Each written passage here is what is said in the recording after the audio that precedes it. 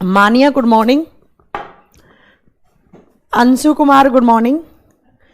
बहुत सारे बच्चे लाइव आ चुके हैं तो क्लास स्टार्ट की जाए फिर।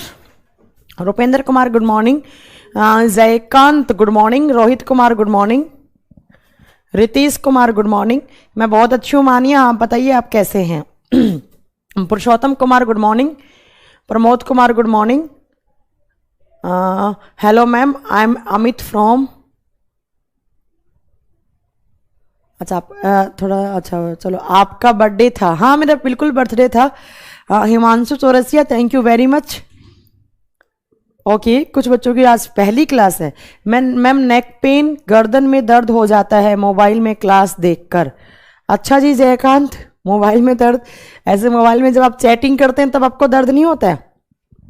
मैम एनटीपीसी में एनवायरनमेंट आता है क्या? नहीं, बहुत रेयर, मतलब थोड़ा बहुत एनवायरनमेंट के बारे में पता होना चाहिए, ज़्यादा नहीं। रुपेंद्र कुमार, वैसे मेरा बर्थडे आज नहीं है, 25 को था तो वो चला गया है। एक साल और मैं 1 साल उम्र कम हो गई है। एनसीईआरटी की ज़रूरत है क्या?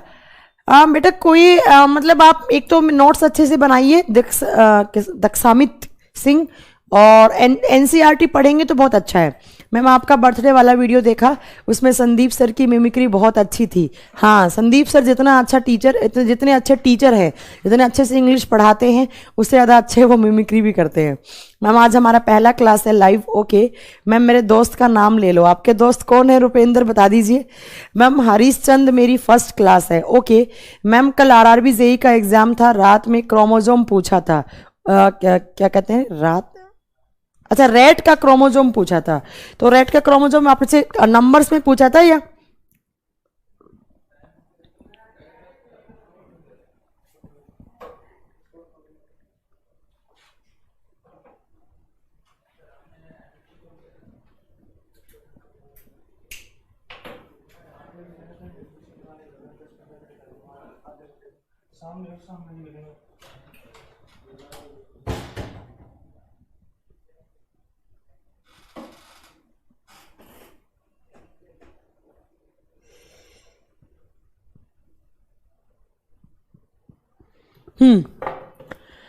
चलिए अब क्लास स्टार्ट करें। मैम आप कम मेहनत किया करें, हाँ बहुत जल्दी बीमार हो जाती हैं। अच्छा चलिए जी ठीक है, आपका आदेश ले लेंगे हम। राकेश कुमार, राजेंद्र कुमार, मैम एनटीपीसी के लिए प्रैक्टिस बुक कौन सा लूँ इंग्लिश में? घटना चक्र ले लीजिए। घटना चक्र में हमेशा बच्चों को प्रेफर करती हूँ क्योंकि अच्छा होता है घटना चक्र।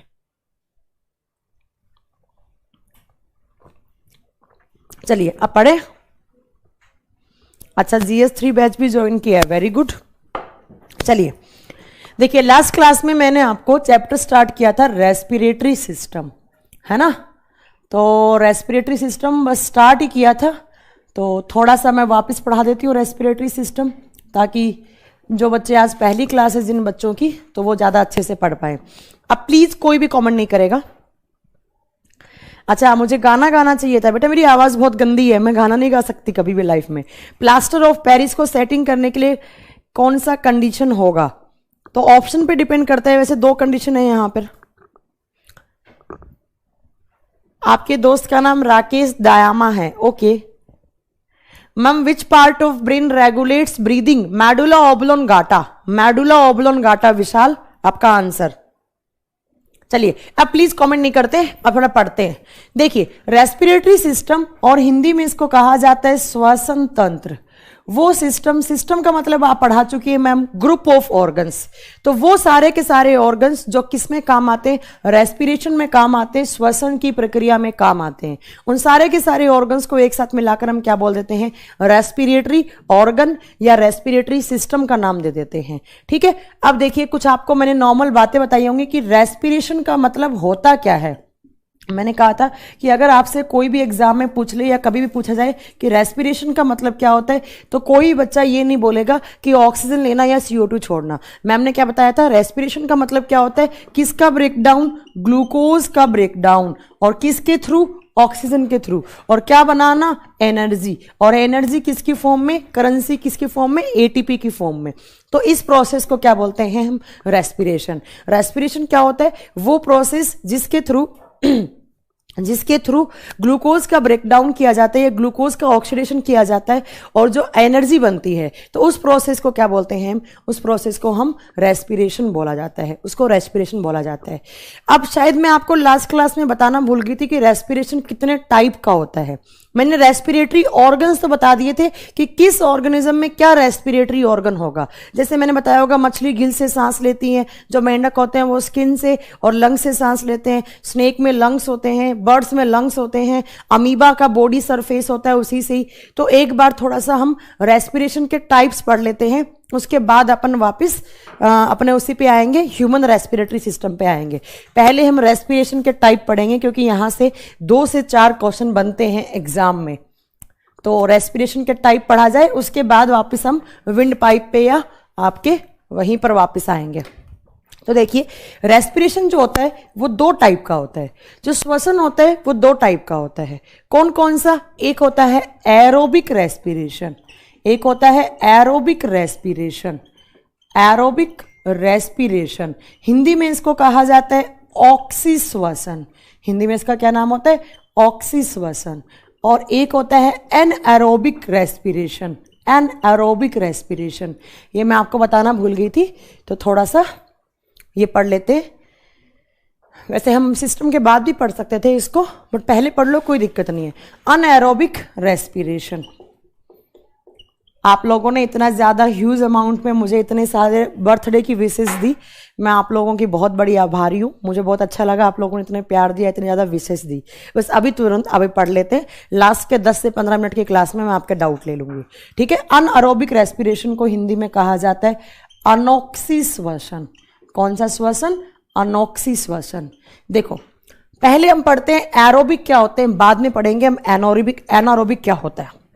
यहां पर आपसे एग्जाम में एरोबिक के मोनू कटारिया, नितिन तिवारी, प्लीज थोड़ा सा भी पढ़ लीजिए। उसके बाद अपने आपके जो भी डाउट है पुराने वीडियोस में लो क्वालिटी का ऑप्शन दीजिए। पुराने वीडियोस में नहीं हो पाएगा लो क्वालिटी का, क्योंकि बेटा वो अलग सर्वर था, वो वीमियो का सर्वर था, ये यूट्यूब का सर्वर है, तो वो सर्वर आपस में मिसमैच नहीं कर पा रहा है। ये न्यू टॉपिक स्टार्ट है क्या मैम? न्यू टॉपिक नहीं बेटा, जो लास्ट क्लास में पढ़ाया था ना रेस्पिरेटरी सिस्टम, तो मैं ये बताना भूल गई थी कि रेस्पिरेशन होता है कितना टाइप का है, क्योंकि कभी कभी एग्जाम में यहां पर इनके एग्जाम्पल पूछ लिए जाते हैं, ठीक है। चलिए देखो, पहला है एरोबिक रेस्पिरेशन। एरोबिक नाम से क्लियर है, ऑक्सीश्वसन, वो रेस्पिरेशन जो किसकी प्रेजेंस में हो? ऑक्सीजन की प्रेजेंस में हो। ऐसा श्वसन की प्रक्रिया जो ऑक्सीजन की प्रेजेंस में हो, जो ऑक्सीजन की उपस्थिति में हो, उसको हम क्या बोलते हैं? एरोबिक रेस्पिरेशन बोलते हैं। और एनारोबिक क्या होता है? जो ऑक्सीजन की एब्सेंस में हो। कहने का मतलब है ऐसा रेस्पिरेशन जिसमें ऑक्सीजन मस्ट ना हो, मतलब जहां पर ग्लूकोज का ब्रेकडाउन अपने आप हो, थोड़ा बहुत ग्लूकोज अपने आप टूटता रहता है, उसको एनएरोबिक रेस्पिरेशन के अंतर्गत रखा जाता है, ठीक है। अब मैं आपको पहले पढ़ाऊंगी एनारोबिक रेस्पिरेशन, देन पढ़ाऊंगी एरोबिक रेस्पिरेशन, ठीक है। ये इनसे आपको एग्जाम में इनके एग्जाम्पल पूछे जाएंगे, ठीक है, यही एग्जाम्पल। तो पहले हम पढ़ते हैं एनएरोबिक रेस्पिरेशन क्या होता है, या इसको बोलते हैं एनारोबिक रेस्पिरेशन क्या होता है। इनके एग्जाम्पल पूछ लिए जाते हैं। बस बेसिक डिफरेंस क्या है कि एरोबिक में ऑक्सीजन मस्ट होता है और अनएरोबिक में ऑक्सीजन मस्ट नहीं होता है। तो सबसे पहला देखिए अनएरोबिक रेस्पिरेशन क्या होता है। अनएरोबिक रेस्पिरेशन, और हिंदी में इसको बोलेंगे अनॉक्सीश्वसन। अनॉक्सीश्वसन, देखो सबसे पहला पॉइंट ऑक्सीजन की एब्सेंस में होगा। दूसरा पॉइंट क्या होगा, यहां पर ग्लूकोज का ब्रेकडाउन, थोड़ा बहुत ग्लूकोज है वो अपने आप टूटता रहता है, इसीलिए ग्लूकोज कंप्लीट तरीके से ग्लूकोज का ब्रेकडाउन नहीं हो पाता है। तो इस रेस्पिरेशन को नाम दिया जाता है इनकम्प्लीट रेस्पिरेशन। तो आप इसको बोलेंगे इनकम्प्लीट रेस्पिरेशन। कहने का मतलब है कि यहां पर पूरा का पूरा जो आपका ग्लूकोज है उसका ब्रेकडाउन नहीं हो पाता है, तो इसको दूसरे नाम से जाना जाता है इनकम्प्लीट रेस्पिरेशन। और हिंदी मीडियम वाले बच्चे याद करेंगे इसको अपूर्ण। अपूर्ण का मतलब क्या होता है? जो कंप्लीट नहीं होता है ना। तो इसको क्या बोलेंगे? अपूर्ण श्वसन की प्रक्रिया। सबसे पहला तो ये हो गया अब आपसे एग्जाम में इसके एग्जाम्पल पूछे जाते हैं। इसमें होता क्या है, देखिए इसका रिएक्शन क्या होता है। यहां पर जो ग्लूकोज है वो कन्वर्ट होता है पहले पाइरुविक एसिड में। आपसे एग्जाम में ये दोनों क्वेश्चन पूछे जाते हैं कि यहां पर जब ग्लूकोज का अनकंप्लीट रेस्पिरेशन होता है, मतलब ग्लूकोज का अनकंप्लीट ऑक्सीडेशन होता है, कहने का मतलब है जब ग्लूकोज ऑक्सीजन की एब्सेंस में थोड़ा बहुत ग्लूकोज अपने आप टूट जाता है तो वो कौन से एसिड में कन्वर्ट होता है। आप बताएंगे कि पहले यहां से बनता है पाइरुविक एसिड, पाइरुविक अम्ल बनता है। देन ये पाइरुविक एसिड जो होता है वो किस एसिड में कन्वर्ट होता है, लैक्टिक एसिड में कन्वर्ट होता है। तो कभी कभी एग्जाम में आपसे क्वेश्चन पूछा जाता है कि एनारोबिक रेस्पिरेशन का बाई प्रोडक्ट क्या होता है, इसमें बनता क्या है। तो या तो ऑप्शन में होगा पाइरुविक अम्ल या ऑप्शन में होगा लैक्टिक अम्ल या लैक्टिक एसिड। तो सबसे पहला एक तो आपको ये याद रखना है, एक तो ग्लूकोज का कंप्लीट रेस्पिरेशन नहीं हुआ तो इसको एनारोबिक रेस्पिरेशन बोल दिया। दूसरा, ग्लूकोज से पाइरुविक एसिड, पाइरुविक एसिड से क्या, लैक्टिक एसिड बन जाता है। अब आपसे एग्जाम में इनके एग्जाम्पल पूछे जाते हैं जो मेन है। जो बच्चा स्टेट पीसीएस का एग्जाम दे रहा है वो तो मान के चलो यहां से हमेशा, अगर आप सीजीएल, सीएचएसएल, एमटीएस के लिए प्रिपेयर कर रहे हैं तो मैं आपको बता देती हूँ आपके लिए इतना सफिशिएंट है। बट अगर जो बच्चा स्टेट पीसीएस का एग्जाम देना चाहता है उस बच्चे को ये एग्जाम्पल जो नेक्स्ट में लिखवाने वाली हूँ वो एग्जाम्पल उसको याद होने चाहिए, क्योंकि यहां से क्वेश्चन हमेशा स्टेट पीसीएस के एग्जाम में पूछे जाते हैं। तो एग्जाम्पल लिखिए इसका। सबसे पहला है डोरमेंसी ऑफ सीड्स। सबसे पहला एग्जाम्पल है यहां पर डोरमेंसी ऑफ सीड। इस रेस्पिरेशन का एग्जाम्पल है डोरमेंसी ऑफ सीड्स। अब डोरमेंसी ऑफ सीड्स क्या होता है, बीजों की, हिंदी मीडियम वाले बच्चे लिखेंगे बीजों की विश्राम अवस्था। आपके घरों में, आप मान लीजिए आप किसान हैं, आप अपने खेत में आपने कोई भी गेहूं बाजरा कुछ भी आपने गेहूं बाजरा कुछ भी आपने अनाज निकाल के लाए अपने खेत से, तो अनाज को ऐसे ही रख दिया। तो अनाज जब ऐसे ही पड़ा है तो उसको कहा जाता है डोरमेंसी ऑफ सीड्स। तो जैसे ही एक बीज पड़ा है, एक सीड पड़ा है, कोई एक दाल पड़ी है, तो उस दाल के अंदर थोड़ा बहुत जो रेस्पिरेशन होता है तो वो अपने आप उसमें अनकंप्लीट ग्लूकोज का ब्रेकडाउन होता रहता है। तो आपको पहला एग्जाम्पल ये बताना है। आपसे एग्जाम में क्वेश्चन कैसे पूछेगा, 4 ऑप्शन देगा, पूछेगा इसमें से कौन सा एक अनएरोबिक रेस्पिरेशन का एग्जाम्पल है। ठीक है, तो पहला एग्जाम्पल आपका ये हो गया। दूसरा एग्जाम्पल है, ये कहां होता है, तो outer covering of the fruit, outer covering of the fruit, outer covering of the fruit. कहने का मतलब है जो फल होते हैं उसके सबसे बाहरी भित्ति में, फल के बाहर जो क्या होते हैं, फल के बाहर जो छिलका लगा हुआ होता है, फलों की भित्ति कोशिका, हिंदी में बोलेंगे इसको फलों की भित्ति कोशिका, फलों की भित्ति कोशिका। कहने का मतलब है कि जो किसी भी फ्रूट के ऊपर आपने छिलका खाया है, जो छिलका लगा हुआ होता है, छिलका समझ रहे हैं, जैसे ऑरेंज के ऊपर छिलका आता है। ऑरेंज क्या है, ऑरेंज एक प्लांट का पार्ट है, तो ऑब्वियस सी बात है ऑरेंज के अंदर भी क्या होंगी, सेल्स होंगी, उनके अंदर भी क्या हो रहा होगा, रेस्पिरेशन। बट कैसा हो रहा होगा उसके छिलके के अंदर, अनएरोबिक रेस्पिरेशन। तो ये भी एक एग्जाम्पल है आपका, किसका, अनएरोबिक रेस्पिरेशन का। नेक्स्ट, ये किस में होता है, ये माइक्रोब्स में होता है। अब माइक्रोब्स क्या होते हैं, आप सबको पता है, सूक्ष्म जीव। माइक्रो का मतलब होता है, माइक्रो मतलब बहुत छोटे जीव, जिनको आप इलेक्ट्रो माइक्रोस्कोप के थ्रू विजिबल कर सकते हैं। यस, शीतल कुमारी आपने बहुत सही आंसर दिया। जो छिलका होता है उसको पेरिकार्प कहा जाता है। यस, बहुत अच्छा आंसर दिया। मैंने यहाँ बोला नहीं जानबूझ के, क्योंकि कुछ बच्चों को समझ में नहीं आता शीतल, इसलिए मैंने इसको स्किप कर दिया। सोचा कि बोटनी में पढ़ाऊंगी तो बताऊंगी। माइक्रोब सूक्ष्म जीवों में होता है। अब सूक्ष्म जीव क्या हो गए, एक हो गया बैक्टीरिया, एक हो गया ईस्ट, एक हो गया फंगस। तो इन सब में कैसा होता है, तो इन सब में आपको बताना है। अच्छा, इसके एग्जाम्पल आगे लिख दूं, किस किस में, ये बैक्टीरिया में होता है, ये फंगस कवक में होता है। तो बैक्टीरिया और कवक में कैसा रेस्पिरेशन होता है, एग्जाम में पूछ लिया जाए तो अनएरोबिक रेस्पिरेशन होता है।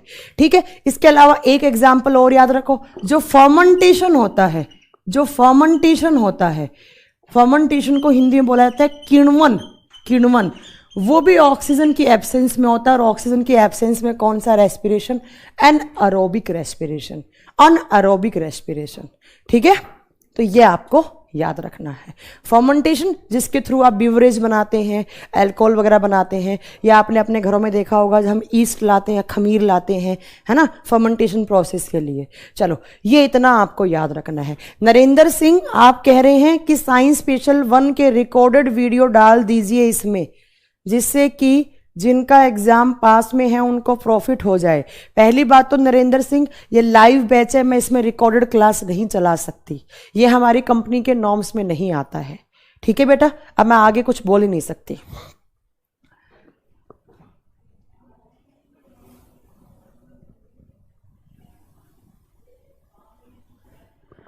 तो ये आपको एनारोबिक रेस्पिरेशन का इतना सारा एग्जाम्पल याद रखना था, और ये एग्जाम्पल आपको हमेशा के लिए याद होने चाहिए। अगर बच्चा कोई स्टेट पीसीएस का एग्जाम दे रहा है तो उसमें हमेशा यहाँ से पूछे जाते हैं। और अनारोबिक रेस्पिरेशन का एग्जाम्पल देने की तो रिक्वायरमेंट ही नहीं है, क्योंकि अनारोबिक रेस्पिरेशन किस में होता है? तो अनारोबिक रेस्पिरेशन हम लोगों में होता है। हम लोग कौन होते हैं? Human beings. ह्यूमन बींग्स में कौन सा होता है? Anaerobic respiration. ठीक है, और सॉरी, ह्यूमन में कौन सा होता है? Aerobic respiration. एरोबिक का मतलब क्या होता है? ऑक्सीजन की प्रेजेंस में। ठीक है, तो ये दोनों डिफरेंस में ये भी याद रखने थे आपको। एरोबिक पढ़ने की रिक्वायरमेंट नहीं है, एरोबिक बस एरोबिक में एक ही बात है। एरोबिक में क्या बनता है? एरोबिक के रिएक्शन क्या होता है? ग्लूकोज प्लस ऑक्सीजन, क्या बनता है यहाँ पर? कार्बन डाइऑक्साइड प्लस पानी प्लस क्या बनता है यहाँ पर? एटीपी बनता है। ये क्या है? Aerobic respiration. किसकी प्रेजेंस में? ऑक्सीजन की। और एग्जाम्पल क्या हो जाएगा? ह्यूमन बींग्स, और क्या हो जाएगा? एनिमल्स। एनिमल्स। तो यहां बाई प्रोडक्ट क्या बन रहा है? आप क्या बताओगे? कार्बन डाइऑक्साइड प्लस पानी प्लस एनर्जी बन रहा है ना? चलिए बता देंगे। चलो हो गया। अब स्टार्ट करते हैं हम ह्यूमन का respiratory system. Human respiratory system हमें कौन सा पढ़ना है? हमारा चैप्टर है ह्यूमन रेस्पिरेटरी सिस्टम, मानव का श्वसन तंत्र। ठीक है, ह्यूमन रेस्पिरेटरी सिस्टम। जल्दी से, बस मैंने शायद 2 मिनट का पढ़ाया था, वो मैं रिपीट कर देती हूँ। ह्यूमन रेस्पिरेटरी सिस्टम, मानव श्वसन तंत्र, हमें तो ये पढ़ना है। आपके सिलेबस में ये है। प्लांट का भी है तो वो प्लांट के केस में पढ़ेंगे, बॉटनी में पढ़ेंगे, यहाँ नहीं पढ़ेंगे। ठीक है, देखिए सबसे पहला ह्यूमन का रेस्पिरेटरी सिस्टम कहाँ से स्टार्ट होता है? आप बताएंगे हमारे नोज से होता है, हमारी नाक से होता है। नाक का काम क्या होता है? नाक से मैम एयर एंटर करती है, एयर एंटर करती है, और आपका कार्बन डाइऑक्साइड क्या होता है? आउट करता है। और नाक के अंदर क्या होते हैं? तो नाक के 2 द्वार होते हैं, जिनको हम क्या बोलते हैं? नोस्ट्रिल्स का नाम देते हैं, और हिंदी में नासा छिद्र बोलते हैं। नाक के अंदर जो छेद होते हैं इनको नासा छिद्र कहा जाता है। ठीक है, किण्वन क्या होता है? फर्मेंटेशन को ही किण्वन कहा जाता है। आगे पढ़ा देंगे पिंटू कुमार हम आपको फर्मेंटेशन क्या होता है, सारा कुछ आगे पढ़ाएंगे, डोंट वरी, है ना। अभी तो आप इतना याद रखिए कि फर्मेंटेशन क्या होता है? एक एनएरोबिक रेस्पिरेशन का एग्जाम्पल होता है। ठीक है, फर्मेंटेशन कहाँ काम आता है? बियर बनाने में काम आता है, या आपका जो वाइन होता है वाइन बनाने में काम आता है।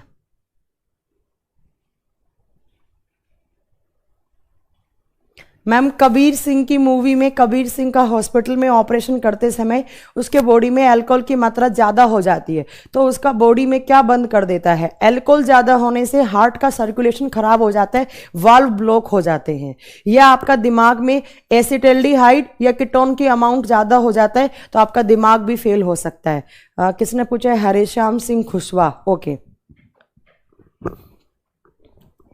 अरे बताया है मैंने। अभिषेक कुमार कश्यप कह रहे हैं मैम आपने ब्लड प्रेशर और लो ब्लड प्रेशर नहीं बताया। अरे बताया है, ऐसा कैसे हो गया?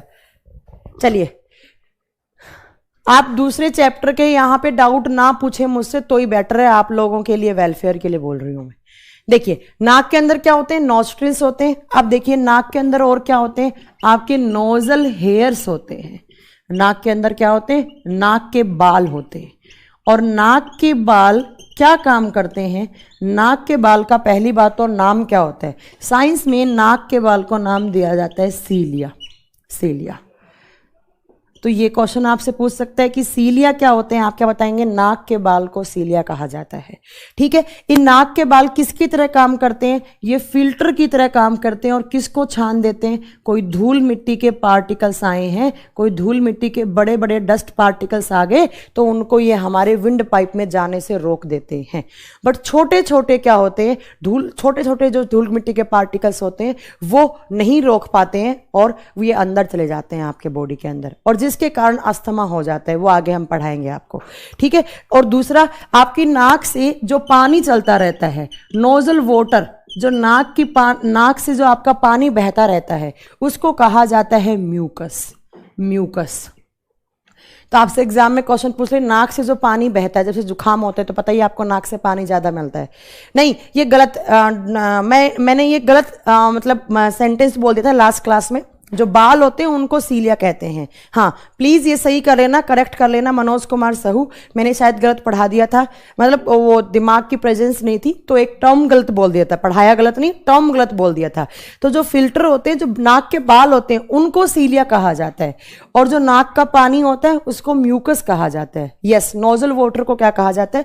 म्यूकस कहा जाता है। हिमांशु चौरसिया प्लीज सही कर लेना। ये मैं एक बार फिर रिपीट कर देती हूँ कि हमारी नाक के अंदर जो बाल होते हैं, जो नोजल हेयर होते हैं, वो फिल्टर की तरह काम करते हैं, जिनको हम सीलिया फिल्टर का नाम देते हैं, जिनको हम सीलिया फिल्टर का नाम देते हैं। जबकि हमारी नाक से जो पानी आता है उसको क्या कहते हैं? म्यूकस या सलेष्मा का नाम देते हैं, या सलेष्मा का नाम देते हैं। तो प्लीज ये करेक्ट कर लेना। लास्ट क्लास में मैंने इसको ये बता दिया था, इसको ये बता दिया था, ये गलत हो गया था, ये आपको याद रखना है।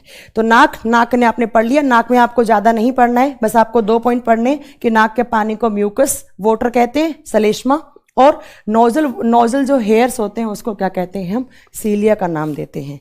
इसके बाद देखो, अब आपका नोज के बाद जो आपका एक काम और, आपके जो नोजल हेयर्स होते हैं वो क्या काम करते हैं?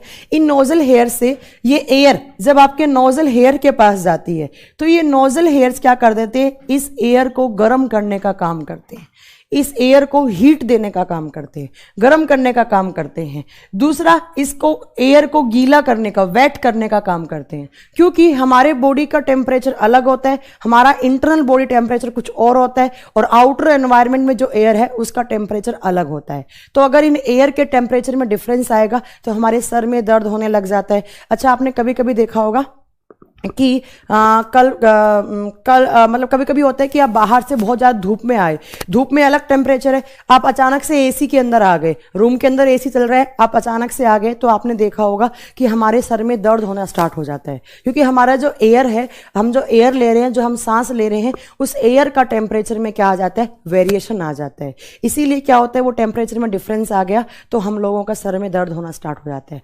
इसीलिए क्या करते हैं कि जो हमारे नाक के बाल होते हैं वो इस एयर को गीला करने का और इसको गर्म करने का काम करते हैं, ताकि क्या हो, उसमें से क्या हो, उसमें जो जब वो एयर हमारे बॉडी में जाए तो उसका टेम्परेचर थोड़ा बहुत सेट हो जाए, हमारे ऑर्गन्स के लिए, हमारी मसल्स के लिए हार्मफुल ना हो। ठीक है, इतनी बात आपको किस में याद रखनी थी? नोज में याद रखनी थी। आप देखो, नोज के बाद एयर कहां जाती है? नोज के बाद एयर कहां जाती है? देखिए, अगर आप रेस्पिरेटरी सिस्टम पढ़ना चाह रहे हैं तो रेस्पिरेटरी सिस्टम में जो एयर होती है वो आपकी ट्रैकिया में जाती है। बट आपको एक पॉइंट और बता देती हूँ मैं, वैसे तो ये डाइजेस्टिव सिस्टम का पार्ट है, वहां पढ़ाओ या यहाँ पढ़ाओ, तो मैंने आपको इसलिए छोड़ दिया होगा कि मैंने पढ़ाया नहीं होगा कि मैं डाइजेस्टिव सिस्टम में पढ़ा दूंगी, बट कोई बात नहीं, ये यहाँ पढ़ लो। ये आपका पार्ट होता है नोज वाला, नाक वाला। यहां से क्या एंटर करती है? एयर एंटर करती है, हवा एंटर करती है। ठीक है, और मैम गलत है, क्या गलत है प्लीज बताइए, क्या बोल रहे हैं आप? शमीन खान, क्या गलत है? जल्दी से बताइए, आप क्या कहना चाह रहे हैं?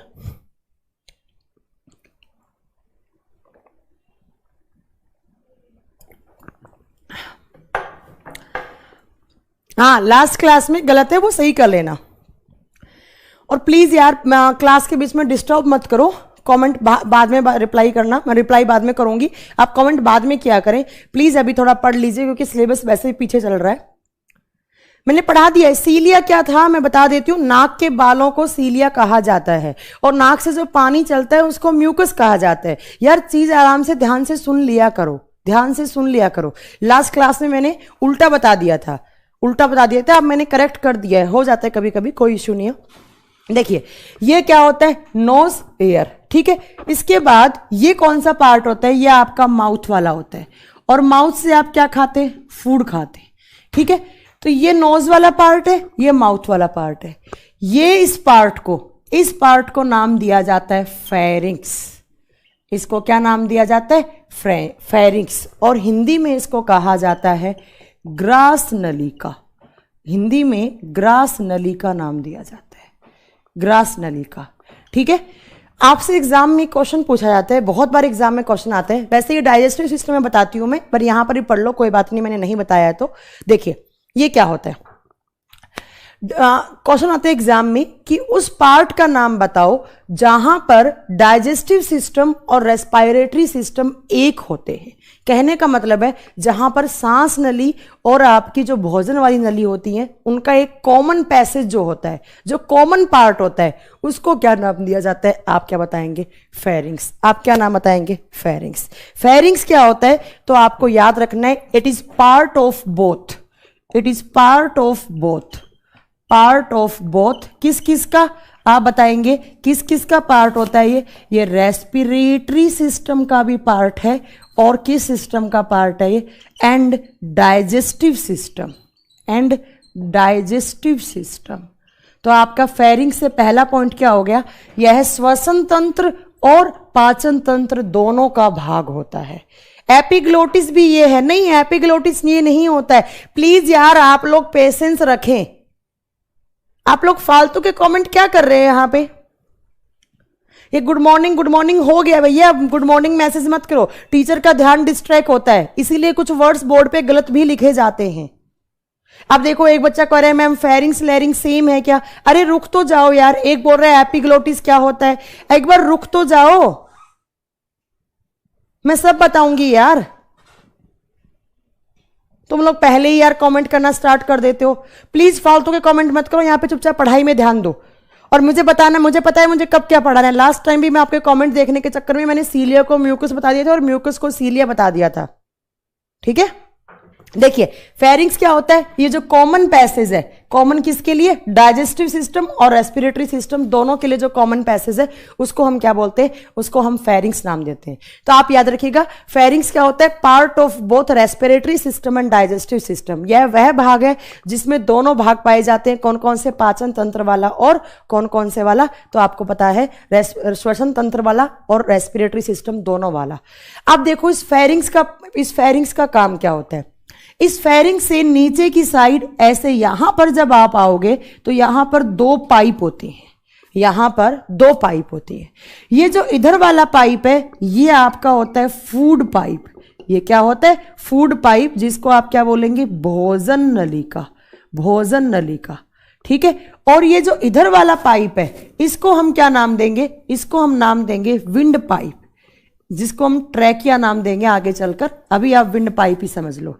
और हिंदी में इसको बोलेंगे श्वास नलिका या वायु नलिका, या वायु नलिका, जो वायु लेकर आती है, जो एयर लेकर आती है, ठीक है। ये फेरिंग्स था, फेरिंग्स के नीचे की साइड दो पाइप जुड़ी हुई होती है। इन दोनों पाइप के ऊपर एक ढक्कन लगा हुआ होता है, एक ढक्कन, ढक्कन समझ रहे हैं, ढक्कन ऑन ऑफ, स्विच मान लो, बटन क्या होता है, ऑन ऑफ होता रहता है ना। देखिए यहां पर इन दोनों पाइप के ऊपर एक पतली सी मेम्ब्रेन लगी हुई होती है, एक पतली सी मेम्ब्रेन लगी हुई होती है। इतनी पतली मेम्ब्रेन होती है जो एयर से वाइब्रेट होकर कभी इधर जाती है, कभी इधर जाती है, ठीक है। अभी देखो कैसा हो रहा, ये आपका क्या है, विंड पाइप, और यहां से ये जो आपका इस फेरिंग्स में क्या आई, एयर आई, यहां से आपने खाना खाया। तो फेरिंग्स का काम क्या होता है, भोजन और वायु को अलग अलग डायरेक्शन देना। भोजन को बोलेगा, खाने को बोलेगा आप किस पाइप में जाओ, फूड पाइप में जाओ, और एयर को क्या बोलेगा, आप किस पाइप में जाओ, विंड पाइप में जाएगा, किस पाइप में जाओ, विंड पाइप में जाओ, ठीक है। तो इन दोनों के ऊपर ये जो ढक्कन लगा हुआ है जिसको स्विच बोलते हैं, इसका नाम होता है एपिग्लोटिस। जब ये बच्चे मुझसे पूछ रहे थे ना मैम एपिग्लोटिस क्या होता है, अगर आप लोग पेशेंस रखोगे तो मैं सब बताऊंगी। अब देखो ये होता है एपिग्लोटिस। ये किसकी तरह काम करता है, ये एक स्विच की तरह काम करता है, एक बटन की तरह काम करता है। जैसे बटन ऑन होता है ऑफ होता है, वैसे ये क्या करता है, जब हम खाना खाते हैं तो ये मेम्ब्रेन ज्यादा की साइड झुकी हुई होती है। किस पार्ट में, इस पार्ट में, एयर में। जब हम खाना खा रहे हैं तो ये ज्यादा की साइड यहां से खुल जाता है, तो ये खाना फेरिंग से होता हुआ कहां आ जाता है, आपकी फूड पाइप में आ जाता है। अभी मैं खाना नहीं खा रही हूं, मैं सिर्फ एयर ले रही हूं, तो अब क्या होगा, ये इधर की साइड यहां पर आकर ये मेम्ब्रेन पड़ी है, इधर की साइड लग गया ये बटन, इधर से ऑफ हो गया, इधर से ऑन हो गया, तो यहां की एयर यहां पे आ रही है।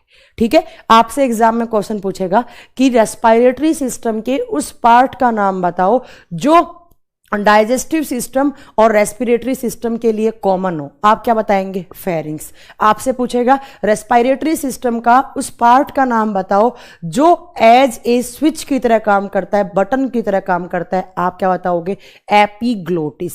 और हिंदी में इस एपिग्लोटिस का नाम होता है घाटी का ढक्कन, कैप, ढक्कन, ढक्कन की तरह काम कर रहा है ना। तो ये क्या होता है, दोनों मेम्ब्रेन के ऊपर होता है। अब देखो ये हमें पढ़नी नहीं है फूड पाइप, क्योंकि ये हम किस सिस्टम में पढ़ते हैं, ये हम डाइजेस्टिव सिस्टम में पढ़ते हैं, तो ये आपको अब पढ़नी नहीं है। हम यहाँ पे क्या पढ़ रहे हैं, रेस्पिरेटरी सिस्टम। तो हमारे काम का कौन सा पाइप है, ये वाला, और ये कौन सा पाइप है, विंड पाइप। तो अब आपका 3 नंबर पे, 1 नंबर पे कौन सा था, नोजल या नोज आप बोल सकते हो, 2 नंबर पे क्या था, फेरिंग्स, 3 नंबर पे वैसे अगर आप एपिग्लोटिस को 3 नंबर दे रहे हो तो अब 4 नंबर पे क्या आ जाएगा, विंड पाइप आता है, विंड पाइप। ठीक है, तो अब नेक्स्ट पढ़ते हैं यहां पर हम विंड पाइप।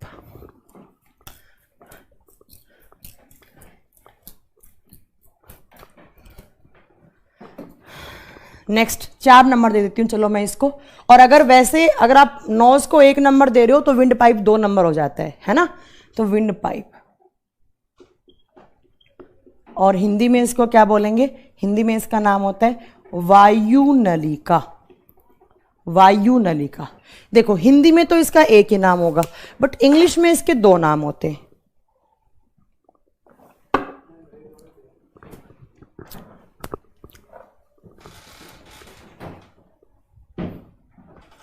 ये सार्थक, आप क्या पूछ रहे हैं मैम, सिलेबस कब कब खत्म होगा, लो ये लो। फेरिंग्स 3 टाइप का होता है, वो आपको इतना नहीं पढ़ना है नरेंद्र सिंह, ठीक है। और ये सिलेबस कौन पूछने आया है यहाँ पे, सार्थक जी, इतना बड़ा क्वेश्चन मार्क भेज रहे हैं आप, ये क्या बोल रहे हैं आप, सिलेबस कितने टाइप का होता है और सिलेबस कब खत्म होगा, तो मतलब यही पूछने आया सिलेबस कब खत्म होगा, जितना ड्यूरेशन बोला है उसमें ही खत्म होगा। यार ये कमेंट सेक्शन में बंद ही करवा दूंगी, तुम लोग फालतू के कमेंट करते हो यहाँ पे। देखिए विंड पाइप का नाम क्या होता है, ट्रैकिया, ट्रैकिया। सबसे पहला तो विंड पाइप का काम क्या होता है, जो एयर नोज से आई है उस एयर को कहाँ ट्रांसफर करना, फेफड़ों में ट्रांसफर करना। तो सबसे पहला काम क्या हो जाएगा कि it transfer air from nose to lungs. तो हमारी ट्रैकिया का सबसे पहला काम क्या हो गया, जो भी कुछ हमारी नोज से आया है उसको कहाँ, लंग्स, फेफड़ों तक ट्रांसफर करना, फेफड़ों तक ट्रांसफर करना। दूसरा देखो, ये जो आपका ट्रैकिया है ऐसे, इस ट्रैकिया के ऊपर आपका वॉइस बॉक्स जुड़ा हुआ होता है ऐसे, और इस वॉइस बॉक्स का नाम क्या होता है, इसको लैरिंक्स नाम दिया जाता है। तो आपको याद रखना है, on trachea human voice box, voice box को नाम क्या दिया हमने, लैरिंक्स। वो फेरिंग्स था, ये लैरिंक्स है। और ये लैरिंक्स क्या होता है, तो आपको याद रखना है ये एक वॉइस बॉक्स होता है। और वॉइस बॉक्स का मतलब क्या होता है, हिंदी में बोलेंगे ध्वनि यंत्र, ध्वनि यंत्र। और इस वॉइस बॉक्स के अंदर क्या होती हैं, इस वॉइस बॉक्स के अंदर पतली पतली वोकल कॉर्ड्स होती हैं। वोकल कॉर्ड्स क्या होती हैं, स्वर रज्जू, और इतनी पतली पतली पाइप होती हैं, इतनी पतली पतली मसल्स होती हैं। जब यहाँ से एयर आ रही है तो इस एयर में, एयर के आने से इस लैरिंग्स के अंदर जो वोकल कॉर्ड्स हैं वो एयर से वाइब्रेट होंगी, और एयर से वाइब्रेट होकर ये क्या बनाएंगी, साउंड बनाएंगी, आवाज बनाएंगी। क्या बनाएंगी, तो यहाँ पर क्या बनेगी, साउंड बनेगी, आवाज बनेगी। अब आपसे एग्जाम में कैसे क्वेश्चन पूछेगा, एग्जाम में क्वेश्चन पूछेगा कि हमारा जो वॉइस बॉक्स है उसका नाम क्या होता है। आप क्या बताएंगे, लैरिंक्स। लैरिंक्स किस पाइप पे जुड़ा होता है? एक बात याद रखना, जो एपिग्लोटिस होता है वो दोनों पाइप के ऊपर होता है, बट लैरिंक्स सिर्फ किसके ऊपर होता है, ट्रैकिया के ऊपर होता है। तो याद रखिएगा, ट्रैकिया क्या है, विंड पाइप। तो लैरिंक्स सिर्फ किसके ऊपर है, श्वास नली या हमारी ट्रैकिया के ऊपर होता है। अब लैरिंक्स क्या होता है, हमारा वॉइस बॉक्स होता है, जहां से क्या बनती है, हमारी आवाज बनती है। क्यों बनती है, क्योंकि इसके अंदर बहुत पतली पतली पतली पतली वोकल कॉर्ड्स होती हैं। In the larynx some vocal cords are present that are vibrating from air and produced sound. कहने का मतलब क्या है, इस लैरिंक्स के अंदर बहुत पतली पतली स्वर रज्जुएं पाई जाती हैं जो क्या करती हैं, हवा से कंपित होकर आवाज बनाती हैं। ठीक है, देखो अभी मैं बोल रही हूं, तो जब मैं बोल रही हूं तो वो साउंड कहां से आ रही है मेरी, वो लैरिंक्स से आ रही है। और उसी साउंड को जो वर्ड्स में कन्वर्ट करता है वो कौन करता है, वो हमारा टंग करता है। वो कौन करता है, टंग। ठीक है, बट कितना क्या बोलना है वो कौन डिसाइड करता है, हमारा ब्रेन। तो आवाज कौन बनाता है, sound is produced by larynx. और लैरिंक्स में क्या होती है, vocal cords are found that are vibrating from air and produced sound. आप देखिए, इस लैरिंक्स के ऊपर ऐसे कुछ कार्टिलेज मसल्स जुड़ी हुई होती हैं। इस लैरिंक्स के ऊपर कुछ कार्टिलेज मसल होती हैं। अब कार्टिलेज क्या होता है, हिंदी में इसको कहा जाता है उपास्थि। हमारे बॉडी में दो टाइप की हड्डियां होती हैं, एक तो जो स्ट्रॉन्ग हड्डी होती हैं, है ना, जो स्ट्रॉन्ग बोन्स होती हैं, जो हिल नहीं सकती अपनी जगह से या जो फ्लेक्सिबल नहीं होती हैं। एक होती है कार्टिलेज। कार्टिलेज क्या होती है, जैसे आपका ये कान है बाहरी, इस कान को आपने देखा होगा आपके स्कूल में आपका टीचर इस कान को पूरा मोड़ देता था, क्योंकि इस कान के अंदर क्या होती है, कार्टिलेज होती है। ये नोज की टिप है, ये भी क्या है आपकी, फ्लेक्सिबल। आप इसको कैसे कर सकते हैं, तो कार्टिलेज क्या होती हैं, जो फ्लेक्सिबल बोन्स होती हैं, है ना, और जिनको आप थोड़ा बहुत मूव करवा सकते हैं, उसको कार्टिलेज कहा जाता है। तो होता क्या है, ध्यान से सुनिए, इस कार्टिलेज मसल का ऊपर इसे कार्टिलेज मसल जुड़ी हुई होती है। इन कार्टिलेज मसल को नाम दिया जाता है एडम्स एप्पल। इनको नाम क्या दिया जाता है, एडम्स एप्पल। अब हिंदी मीडियम वाले बच्चों के लिए कुछ भी अलग से नाम नहीं है, इसको एडम्स एप्पल ही बोला जाता है। बट एक बात याद रखिए, ये जो एडम एप्पल है वो किसका बना होगा, कार्टिलेज का। और ये एडम्स एप्पल सिर्फ किस में होता है, ये सिर्फ लड़कों में होता है। ये किस में पाया जाता है, सिर्फ मेल में पाया जाता है, नर शरीर में पाया जाता है। It is found in only mail body. क्या, एडम्स एप्पल। एडम्स एप्पल होता क्या है, तो आप क्या बताएंगे, कार्टिलेज मसल के ऊपर जो आपका लैरिंक्स है उसके ऊपर जो कार्टिलेज जुड़ी हुई होती हैं उनको ही हम क्या बोलते हैं, एडम्स एप्पल का नाम देते हैं। ये सिर्फ लड़कों में होता है। और ये किससे रिलेटेड होता है, लड़कों की साउंड में जो डीपनेस होती है, जो डीपनिंग होती है, उसके लिए होता है, लड़कियों में नहीं होता है। आपने देखा होगा आपके घर में अगर ब्रदर है, आपके फादर है, तो ये जो बाहर का पार्ट होता है लड़कों का, ये थोड़ा सा उभरा हुआ होता है, बाहर की साइड उभरा हुआ होता है। तो उसको हम क्या बोलते हैं, तो उसको हम क्या बोलते हैं, एडम्स एप्पल बोलते हैं। तो एडम्स एप्पल सिर्फ किसमें होता है, लड़कों का। और लड़कों की आवाज में जो डीपनेस होती है उसका रीजन क्या होता है, आपका एडम्स एप्पल होता है। जबकि लड़कियों की आवाज क्या होती है, स्वीट होती है ना, और लड़कों की आवाज में क्या होती है, डीपनेस होती है। वो किसकी वजह से होती है, एडम्स एप्पल की वजह से होती है। क्लियर है। अब देखिए, ये आपकी ट्रैकिया क्या लाई है, आपकी ट्रैकिया क्या लाई है, एयर लाई है। और एयर ये कहाँ लाकर ट्रांसफर कर देती है, तो आपके लंग्स में लाकर ट्रांसफर कर देती है। और लंग्स कितने होते हैं, 2। तो एक ट्रैकिया इधर जाएगा, एक ट्रैकिया इधर जाएगा। तो अब हमारा नेक्स्ट चैप्टर क्या हो जाएगा, लंग्स। नेक्स्ट क्या हो जाएगा, लंग्स। ये आपका मेन आपका यहां से स्टार्ट हो रहा है, क्या, लंग्स। देखिए, एक नंबर पे मैंने क्या पढ़ाया, मैं वापस से जल्दी से फंक्शन बता देती हूँ। नोज के अंदर क्या था, सीलिया म्यूकस था। म्यूकस के थ्रू कुछ डस्ट पार्टिकल रिमूव हो जाते हैं और कुछ सीलिया रोक देते हैं। सीलिया क्या होते हैं, नोजल हेयर्स। देन हमारा एयर कहाँ जाता है, फेरिंग्स में। फेरिंग्स का काम क्या होता है, जो एयर हमने नोज से लिया उसको किसकी तरफ धकेलना, किसकी तरफ ट्रांसफर करना, तो हमारा जो एपिग्लोटिस वाला पार्ट होता है वहां पर। अब एपिग्लोटिस क्या होता है, एक स्विच की तरह कार्य करता है। एक बच्चा पूछ रहा है कि मैम एपिग्लोटिस का काम क्या होता है। देखिए बेटा, ये दोनों पाइप हैं, इन दोनों पाइप के ऊपर क्या होता है, एपिग्लोटिस। आपने सुना होगा खाना खाते समय बोलना नहीं चाहिए, छींकना नहीं चाहिए या हंसना नहीं चाहिए। क्यों, क्योंकि खाना देखो यहां पर आ रहा था, ये आपका कौन सा पाइप है, ये आपका कौन सा पाइप है? Food pipe. और ये कौन सा है? एयर वाला। तो अगर आप जोर से हंस दोगे या जोर से खांसी आ जाती है आपके खाने के टाइम पर, तो फूड पार्टिकल्स यहाँ जा रहे थे, और अगर आप जोर से हंसे तो कुछ इन पार्टिकल्स के ऊपर प्रेशर डल जाता है, और उस प्रेशर से ये यहाँ आ जाते हैं। और यहाँ आने से फूड पार्टिकल, मान लो आप राइस खा रहे थे, आप चावल खा रहे थे, चावल यहाँ जाना चाहिए था, उस चावल के ऊपर कुछ दबाव पड़ा, कुछ प्रेशर पड़ा, वो यहाँ चला गया। यहाँ चला जाने से किसका रास्ता ब्लॉक हो जाएगा? एयर का। और एयर का रास्ता ब्लॉक होने से किसका रास्ता ब्लॉक हो सकता है? ऑक्सीजन का। और आपको हार्ट अटैक भी आ सकता है। इसीलिए खाना खाते टाइम पर ना बोलना चाहिए, ना ज़्यादा हंसना चाहिए, ना, या अगर छींक भी ले रहे हैं तो आराम से छींक लीजिए, ठीक है? ये इसका काम होता है। हो गया? चलो, अब नेक्स्ट आपका क्या है? लंग्स। तो ट्रैकिया एयर कहाँ ले आई? तो मैम हमारे फेफड़ों के पास ले आई। तो नेक्स्ट आपका क्या है? फेफड़ा। फेफड़ा, जिसको हम हिंदी में फूफूस का नाम भी देते हैं, इसको हिंदी में कहीं कहीं फूफूस भी लिखा हुआ होता है। सबसे पहला क्वेश्चन आता है कि लंग्स की स्टडी को क्या कहा जाता है? Study of lungs is known as pulmonology. Pulmonology, lungs की स्टडी को पुल्मोनोलॉजी कहा जाता है। मेडिकल टर्म में लंग्स को पुल्मोनो टर्म दिया जाता है।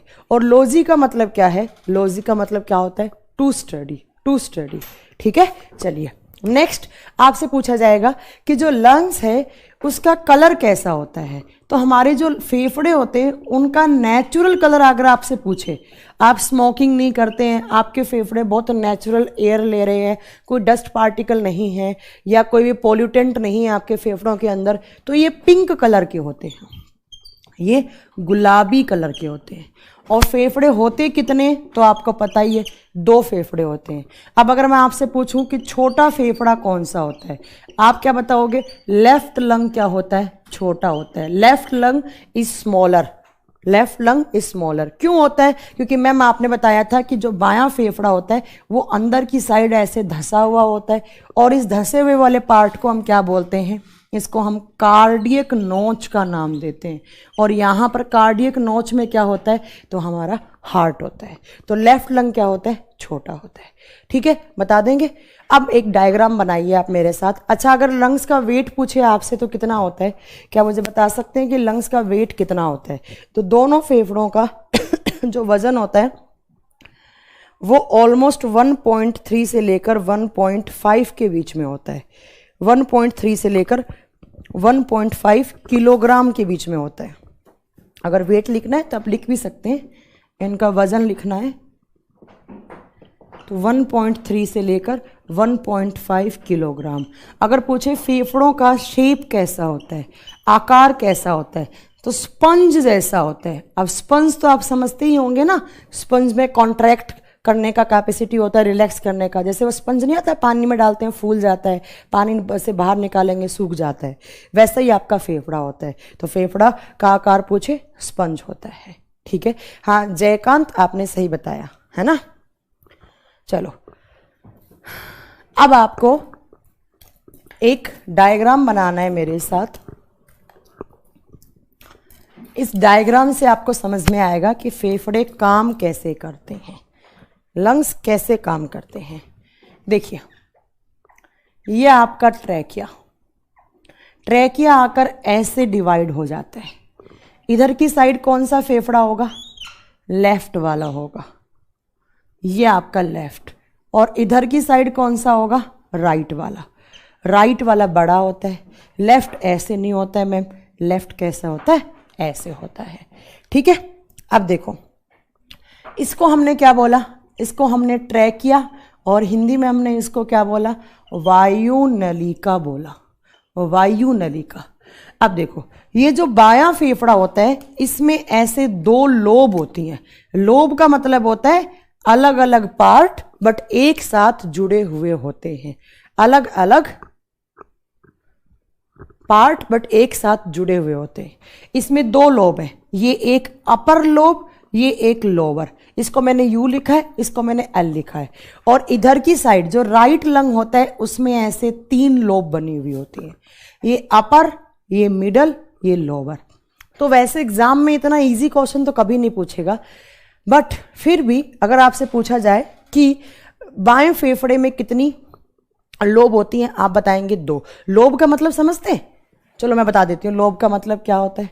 लोब का मतलब होते हैं 2 अलग अलग पार्ट, ए और बी आपस में कनेक्टेड है। तो देखो एक ही ऑर्गन के अलग अलग पार्ट है, आपस में कनेक्टेड है, तो उसको हमने क्या टर्म दिया है? लोब टर्म दिया है। तो बाएं फेफड़े में 2 होती हैं, अपर लोब, लोअर लोब, जबकि राइट वाले में कितनी होती है? 3, अपर, मिडल, लोअर।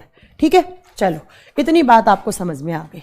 अब देखो इन फेफड़ों के ऊपर एक मेम्ब्रेन लगी हुई होती है जो हमारे फेफड़ों को प्रोटेक्ट करने का काम करती है, जो हमारे फेफड़ों को सुरक्षा प्रदान करती है।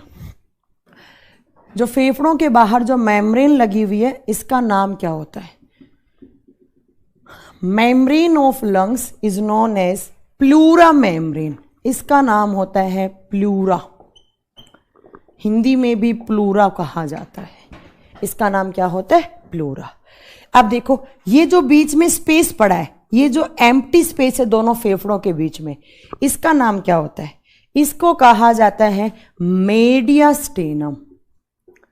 इसका नाम क्या होता है? मेडियास्टेनम। और मेडियास्टेनम को हिंदी मीडियम वाले बच्चे मेडियास्टेनम ही लिखेंगे। ये क्या होगा? Space between both lungs is known as मेडियास्टेनम।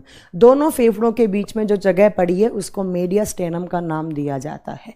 और इस नोच को नाम क्या दे दूं मैं? इस नोच को कार्डियक नोच का नाम दे दो।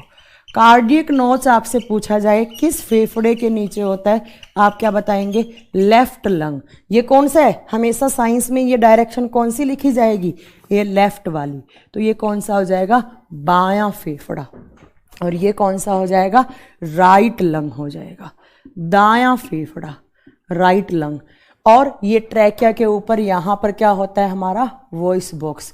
और अगर लड़के होंगे तो उनके अंदर ऐसे वॉइस बॉक्स बाहर की साइड उखड़ा हुआ होता है, क्योंकि इस पे कार्टिलेज लगी हुई होती है। और उस कार्टिलेज को हम क्या बोलते हैं? उसको हम एडम्स एप्पल का नाम देते हैं।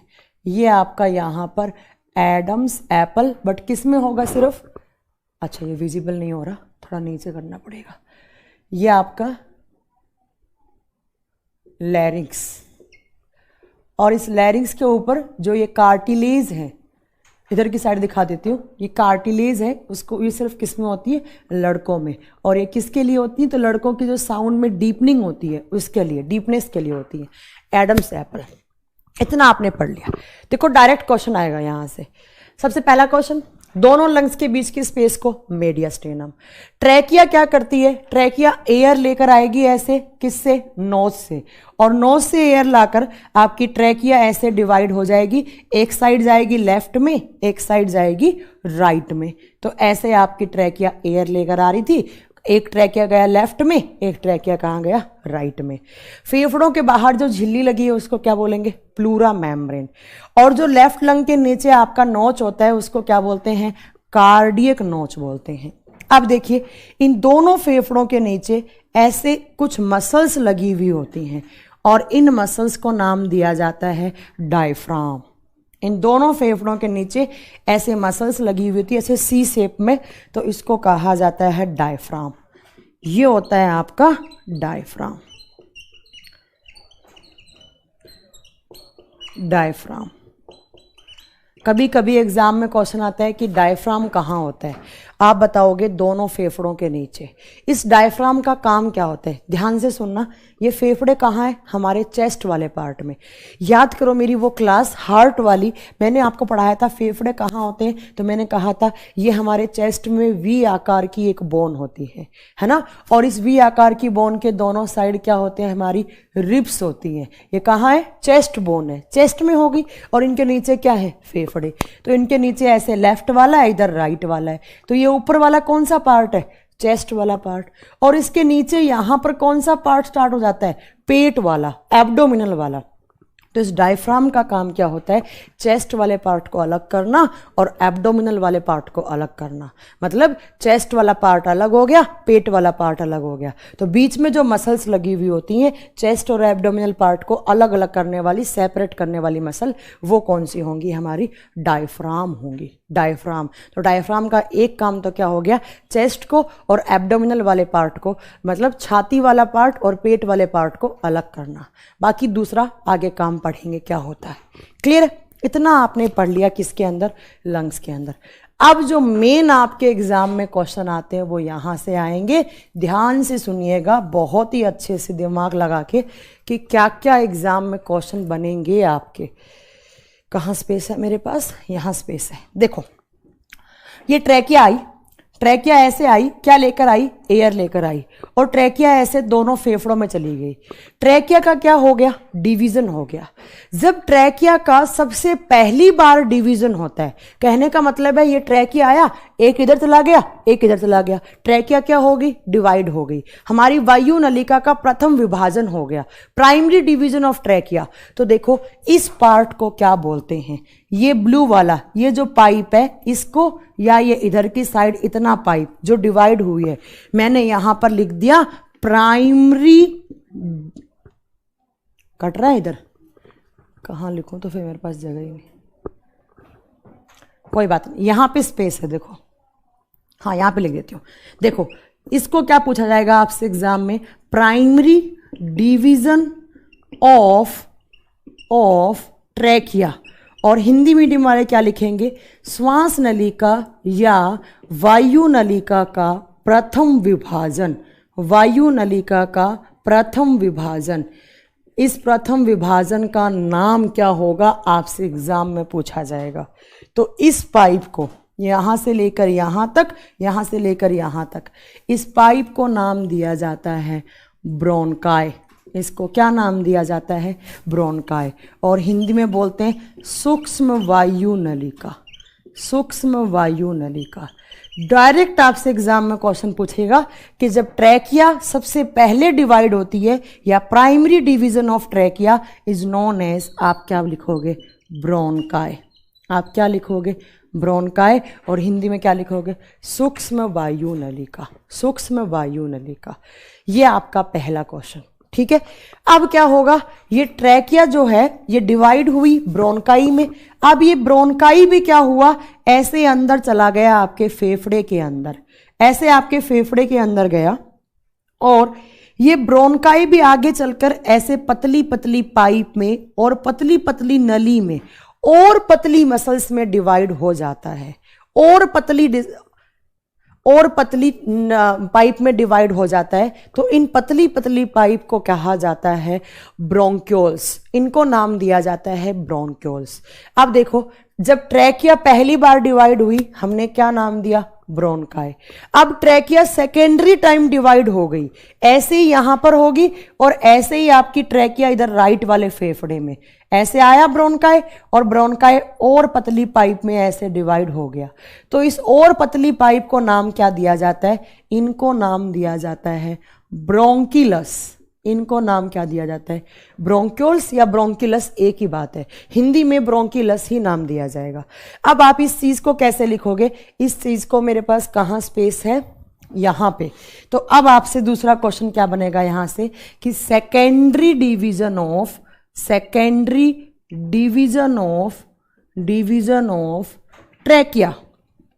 ट्रैकिया एंड प्राइमरी डिवीजन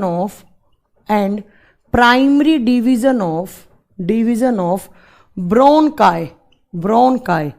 कहने का मतलब क्या हो गया, देखो हिंदी मीडियम वाले बच्चे कैसे लिखेंगे, श्वास नलिका का दूसरा विभाजन और सूक्ष्म वायु नलिकाओं का प्रथम विभाजन क्या कहलाता है, आप क्या बताओगे, ब्रोंकिलस कहलाता है। तो यहां पर इसका आंसर क्या होगा, अगर आपसे एग्जाम में पूछ लिया जाए तो आप क्या बताएंगे, ब्रोंकिलस कहलाता है। ब्रोंकिलस क्या होती है, ब्रोंकाई से भी पतली जो मसल्स होती हैं, जो पतली पाइप होती हैं, उनको ब्रोंकिलस कहा जाता है। और सिगरेट पीने से, स्मोकिंग करने से ये ब्रोंकिलस जो होती हैं आपकी और पतली हो जाती हैं, और इनके अंदर मतलब जो सिगरेट के अंदर जो टार होता है, गुटखा खाने से, सिगरेट पीने से वो टार आके जम जाता है, और ये ब्रोंकिलस या तो पतली हो जाती हैं, खराब हो जाती हैं, डैमेज हो जाती हैं, या क्या हो जाती हैं, ये क्या हो जाती हैं आपकी ब्लॉक हो जाती हैं। इस बीमारी को ब्रोंकाइटिस का नाम दिया जाता है। आपने सुना होगा कि सिगरेट पीने से या तंबाकू गुटखा खाने से ब्रोंकाइटिस हो जाता है। ये ब्रोंक्यूल्स, ये जो आपकी ब्रोंकिलस है, ये और पतली या ब्लॉक हो जाती हैं, तो इनको कहा जाता है ब्रोंकाइटिस। ठीक है, चलो ये आप बता देंगे सेकेंडरी डिवीजन। अब देखो एंड में जाकर ये ब्रोंकिलस भी आगे जाकर डिवाइड होती हैं और ऐसी छोटी छोटी ऐसे अंगूर के गुच्छे जैसी ऐसी कुछ स्ट्रक्चर बना लेती हैं। ऐसे अंगूर के गुच्छे जैसी ऐसी स्ट्रक्चर बना लेती हैं बहुत सारी यहाँ पर ऐसे, या इनको आप बोल सकते हो सैक लाइक स्ट्रक्चर। इधर इस फेफड़े में भी होंगी ऐसे, इन दोनों फेफड़ों में ऐसे अंगूर के गुच्छे जैसी स्ट्रक्चर बना लेती हैं। और इन गुच्छों का नाम क्या होता है? इन सैक लाइक स्ट्रक्चर या इन गुच्छों का नाम होता है एल्वेलाई या एल्वेओली। और एल्वेओली को हिंदी में कहा जाता है कूपिका। एल्वेओली को हिंदी में क्या कहा जाता है? कूपिका। देखो अब क्या आप मुझे बता सकते हैं कि ये एल्वेओली इस ट्रैकिया का कौन सा डिवीजन है? ट्रैकिया का प्राइमरी कौन सा था? ब्रोंकाई। सेकेंडरी कौन सा था? ब्रोंकिलस। और टर्सरी का मतलब क्या होता है? Third division. तो ट्रैकिया का थर्ड डिवीजन कौन सा हो गया? एल्वेओली हो गया। तो एल्वेओली क्या है, किस किस का डिवीजन है? ध्यान से सुनना, मैं यहां पर लिख रही हूं थर्ड डिवीजन। पहला पॉइंट आपका ये था, दूसरा पॉइंट आपका ये था, और थर्ड पॉइंट मैं आपका यहां पे लिख रही हूं। थर्ड पॉइंट आपका बनेगा क्या? देखिए थर्ड डिवीजन, या आप टर्सरी डिवीजन लिख लो, एक ही बात है। थर्ड डिवीजन ऑफ ट्रैकिया, श्वास नली का तीसरा विभाजन, and secondary division of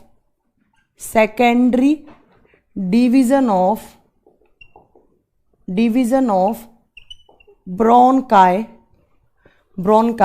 and primary division of ये एग्जाम में क्वेश्चन आते हैं सीधे सीधे। Primary division of ब्रोंकिलस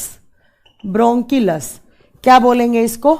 is known as alveoli, या हिंदी में कूपिका बोलेंगे इसको। क्या बोलेंगे? कूपिका बोलेंगे। अब बताइए, इतनी बात अगर समझने में कहीं पर भी आपको दिक्कत हुई तो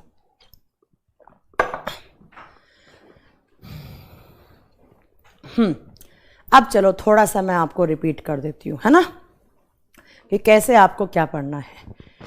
देखिए ट्रैकिया आई, ट्रैकिया क्या लेकर आई? एयर लेकर आई। अब एयर तो हमारे दोनों फेफड़ों को जरूरत है ना। एयर क्या काम है? दोनों फेफड़ों को जरूरत है। तो एक इधर ट्रैकिया डिवाइड हो गया, एक इधर। जब ट्रैकिया सबसे पहले डिवाइड हुआ उसको ब्रोंकाई। तो ट्रैकिया का primary division is known as bronchi. श्वास नली का प्रथम विभाजन ब्रोंकाई या सूक्ष्म वायु नलिका कहलाता है। देन ये ब्रोंकाई आगे चलकर और पतली पतली पाइप में, पतली पतली डक्ट में, पतली पतली मसल में डिवाइड हो जाती है। तो ब्रोंकाई का प्राइमरी और ट्रैकिया का सेकेंडरी डिवीजन ब्रोंकिलस कहलाता है। ब्रोंकिलस का प्राइमरी, ट्रैकिया का टर्सरी और ब्रोंकाई का सेकेंडरी डिवीजन क्या कहलाता है? एल्वेलाई कहलाता है। हिंदी में लिख दिया है मैंने, इसको कूपिका कहा जाता है, कूपिका। और हिंदी में इसको कैसे बोलेंगे? श्वास नली का तीसरा विभाजन, ब्रोंकाई का दूसरा विभाजन और ब्रोंकिलस का प्रथम विभाजन कूपिका कहलाता है। हिंदी में यही है बेटा। भावेश कुमार, हिंदी में भी लिख रही हूं मैं, ठीक है? हिंदी में भी मैं आपको बोल रही हूँ, आप लिख सकते हैं साथ साथ में। सारा कुछ हिंदी में लिखा तो है। डायफ्राम को डायफ्राम बोलते हैं। ब्रोंकिलस का कोई अलग से नाम नहीं होता है स्पेसिफिक। ब्रोंकाई का तो लिखा तो है सूक्ष्म वायु नलिका। अब थर्ड डिवीजन, इतनी हिंदी तो मुझे लगता है आप कंपटीशन एग्जाम के लिए प्रिपेयर कर रहे हैं, तो इतनी इंग्लिश का हिंदी में तो आपको अनुवाद करना आना चाहिए। थर्ड डिवीजन का मतलब क्या होता है? तीसरा। सेकेंडरी का मतलब क्या होता है? दूसरा। प्राइमरी का मतलब क्या होता है? प्राइम। डक्ट का मतलब नली होता है। डक्ट का मतलब होता है नली, ठीक है?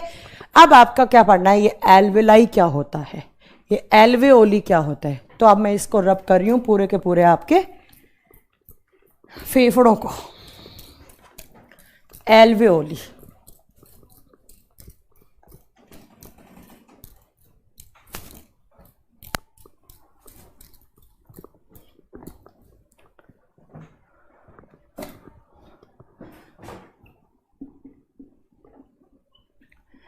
एल्वेओली को हिंदी में बोलेंगे कूपिका।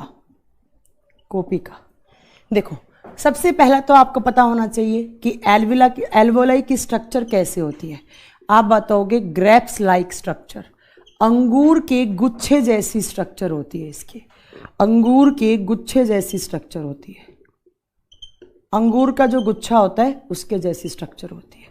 दूसरा, इस एल्वियोली को कहा जाता है cells of lung, cells lung, फेफड़े की कोशिका, फेफड़े की कोशिका। जैसे मैंने बोला किडनी की सेल्स कौन सी होंगी, आप क्या बताओगे, नेफ्रॉन। मैंने बोला ब्रेन की सेल्स कौन सी होंगी, आप बोलोगे न्यूरॉन। ऐसे ही मैंने बोला ब्लड की सेल्स कौन सी होंगी, आरबीसी, डब्ल्यूबीसी, प्लेटलेट्स। तो ऐसे ही हमारे लंग्स की सेल किसको कहा जाता है, एल्वेलाई। नेक्स्ट, इस एल्वेओली को कहा जाता है स्ट्रक्चरल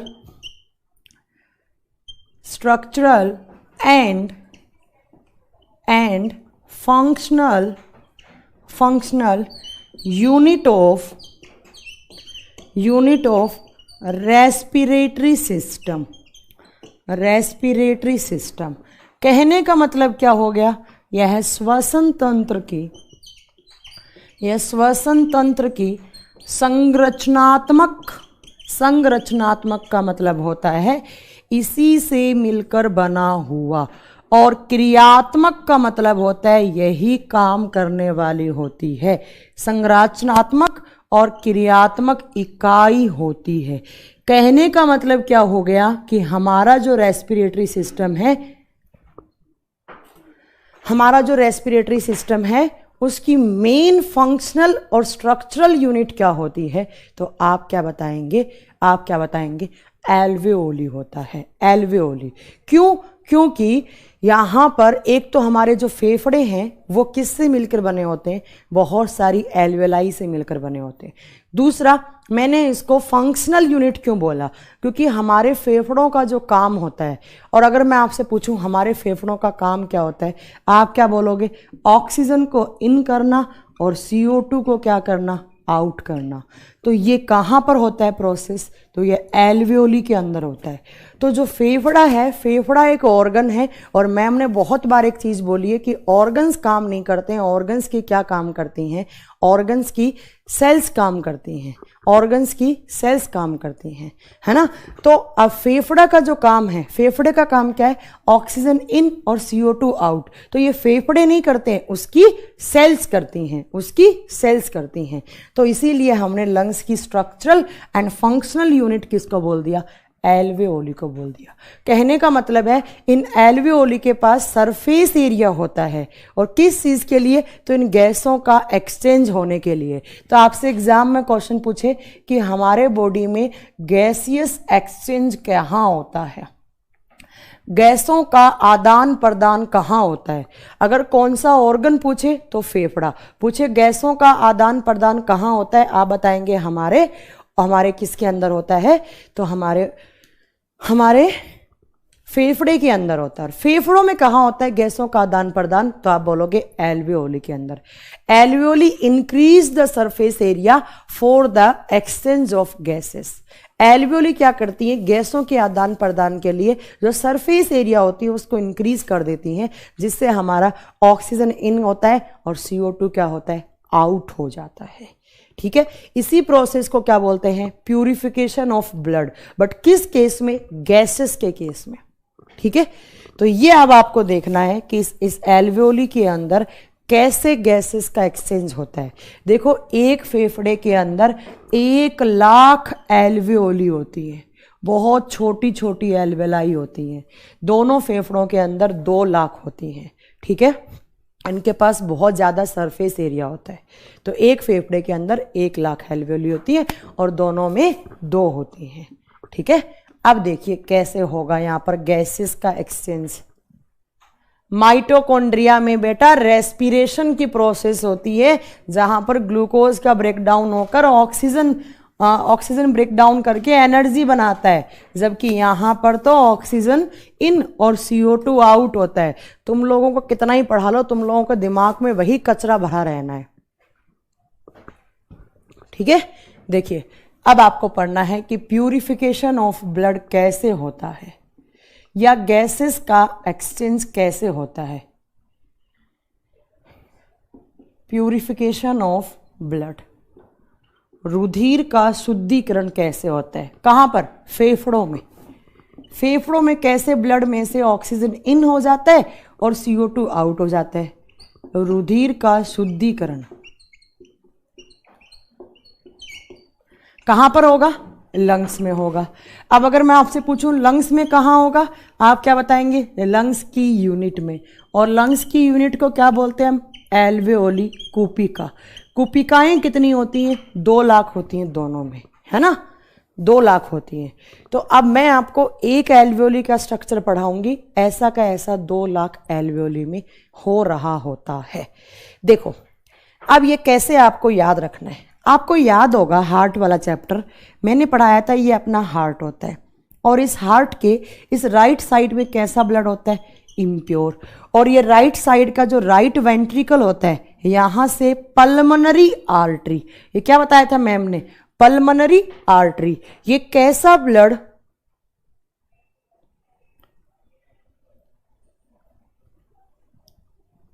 ठीक है, तो राइट साइड में ये राइट ऑरिकल है आपका और ये राइट वेंट्रिकल है और यहां से कैसा ब्लड आया है? इम्प्योर।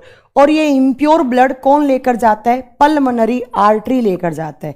कहां पर? तो हमारे फेफड़ों के पास लेकर जाता है। और मैंने आपको बताया था कि ये जो फेफड़ों से ये लंग्स क्या करते हैं, इसमें से CO2 आउट करते हैं और ऑक्सीजन क्या करते हैं? इन करते हैं। और इस प्रोसेस को मैंने वहां पर क्या टर्म दिया था? प्यूरिफिकेशन। और मैंने कहा था ये प्यूरिफिकेशन कहाँ होता है? तो हमारे फेफड़े के अंदर होता है। तो अब आपको यही चीज़ देखनी है कि कैसे CO2 आउट होता है और कैसे ऑक्सीजन इन होता है। देन ये ऑक्सीजन वाला ब्लड वापस कहाँ जाता है?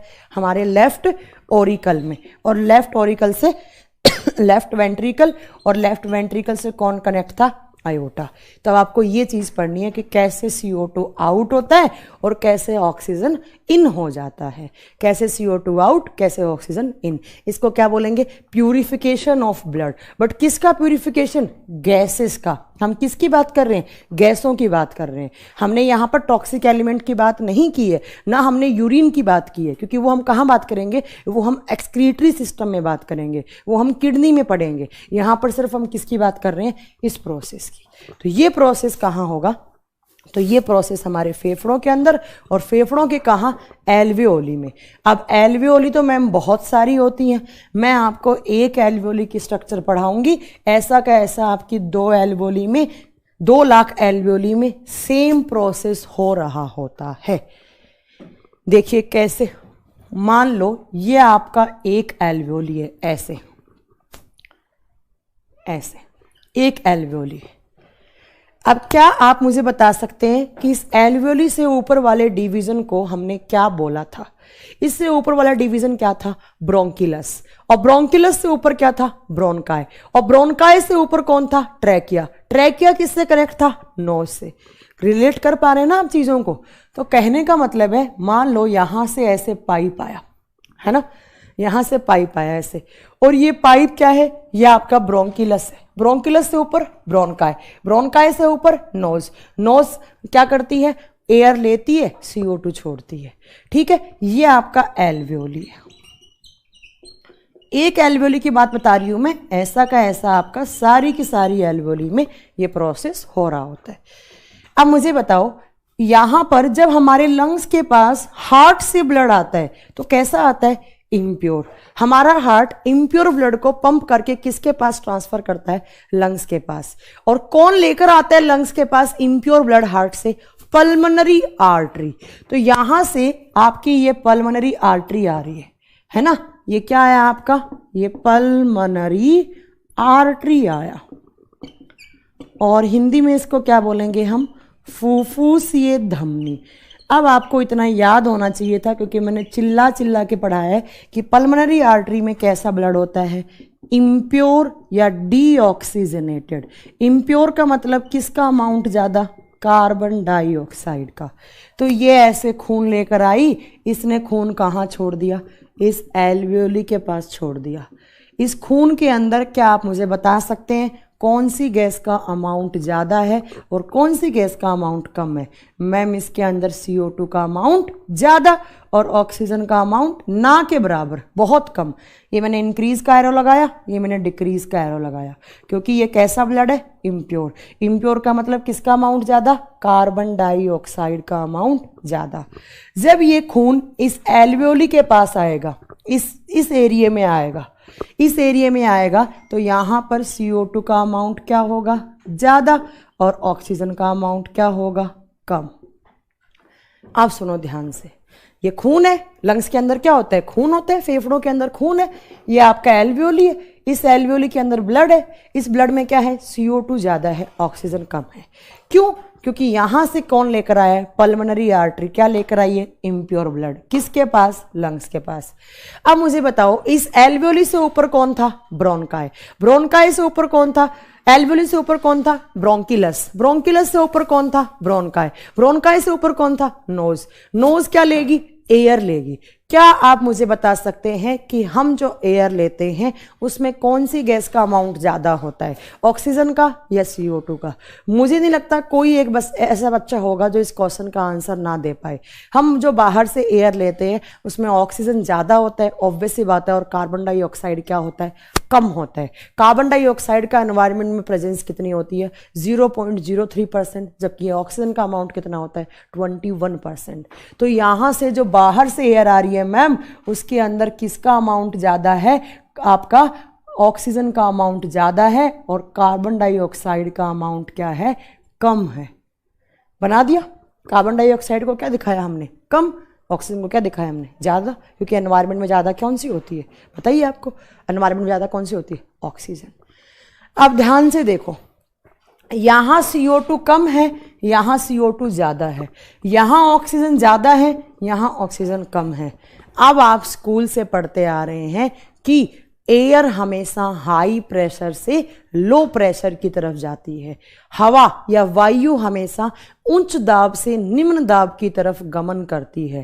कहने का मतलब क्या है, जब हमारे एयर के दो पार्टिकल के बीच में डिफरेंस आता है एयर मॉलिक्यूल का, तो हमेशा हाई वाला किसके पास आता है, लो वाले के पास आता है।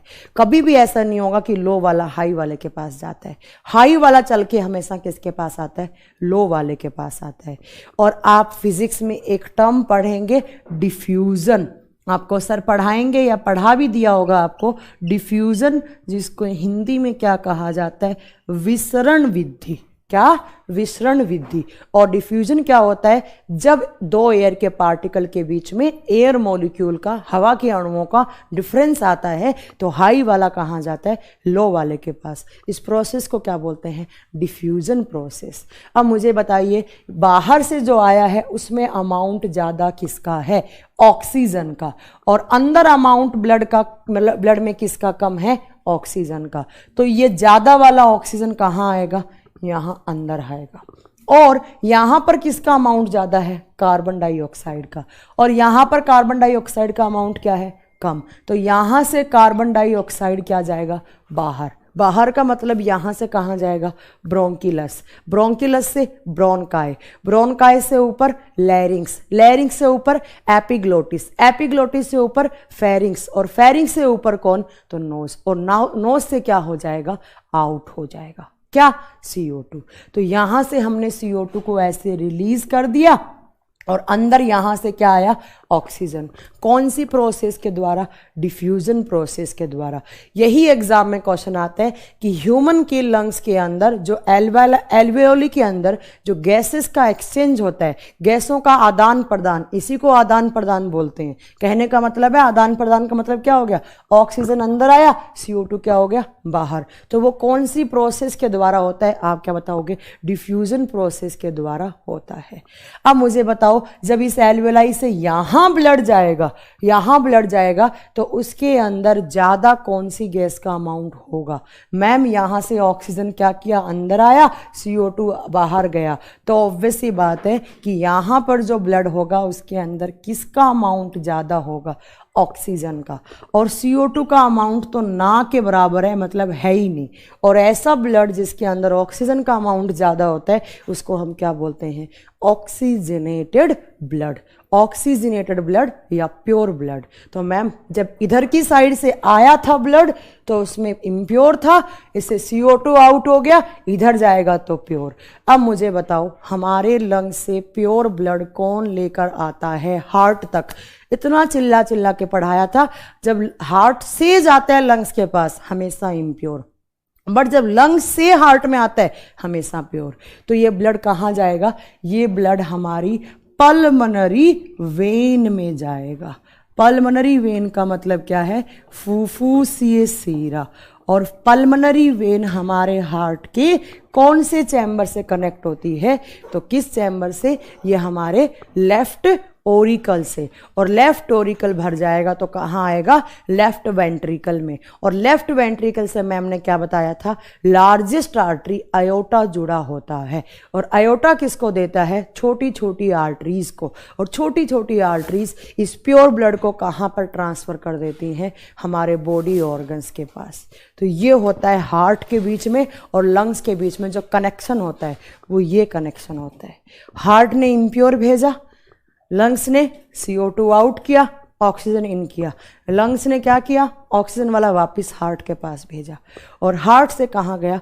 पूरे के पूरे हमारे बॉडी के जितने भी ऑर्गन्स हैं उनके पास प्योर ब्लड गया। और प्योर का मतलब मुझे बताओ क्या गया? ऑक्सीजन गया। ये ऑक्सीजन जाकर किसका ब्रेक डाउन करेगा? ग्लूकोज का ब्रेक डाउन करेगा। और जब ग्लूकोज का ब्रेक डाउन करेगा तो क्या बनेगा? कार्बन डाइऑक्साइड प्लस पानी प्लस एनर्जी।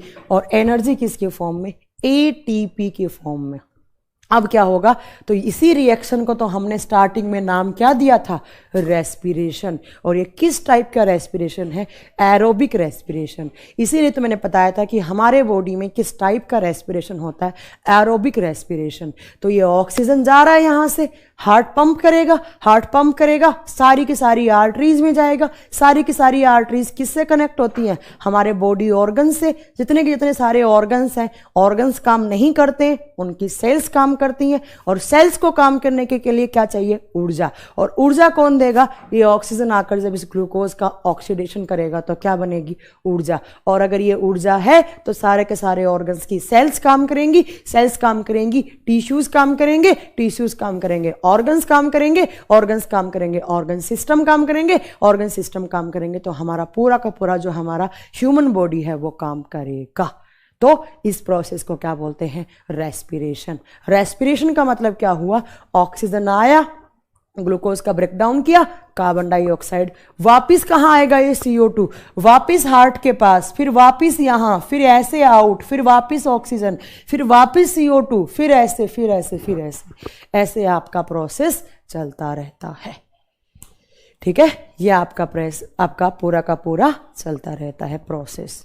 तो आपके क्वेश्चन कितने बने देखो। लंग्स की स्ट्रक्चरल एंड फंक्शनल यूनिट किसको कहा जाता है? एल्वियोली।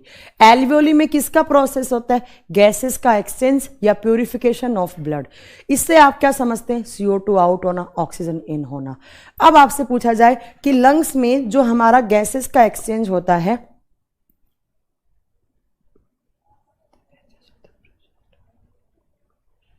तो वो किस प्रोसेस के द्वारा होता है? डिफ्यूजन प्रोसेस के द्वारा। मैम एयर प्रेशर 1.02 एयर की बात कौन कर रहा है बेटा? यहां तो हम मॉलिक्यूल की बात कर रहे हैं, ऑक्सीजन और CO2 की।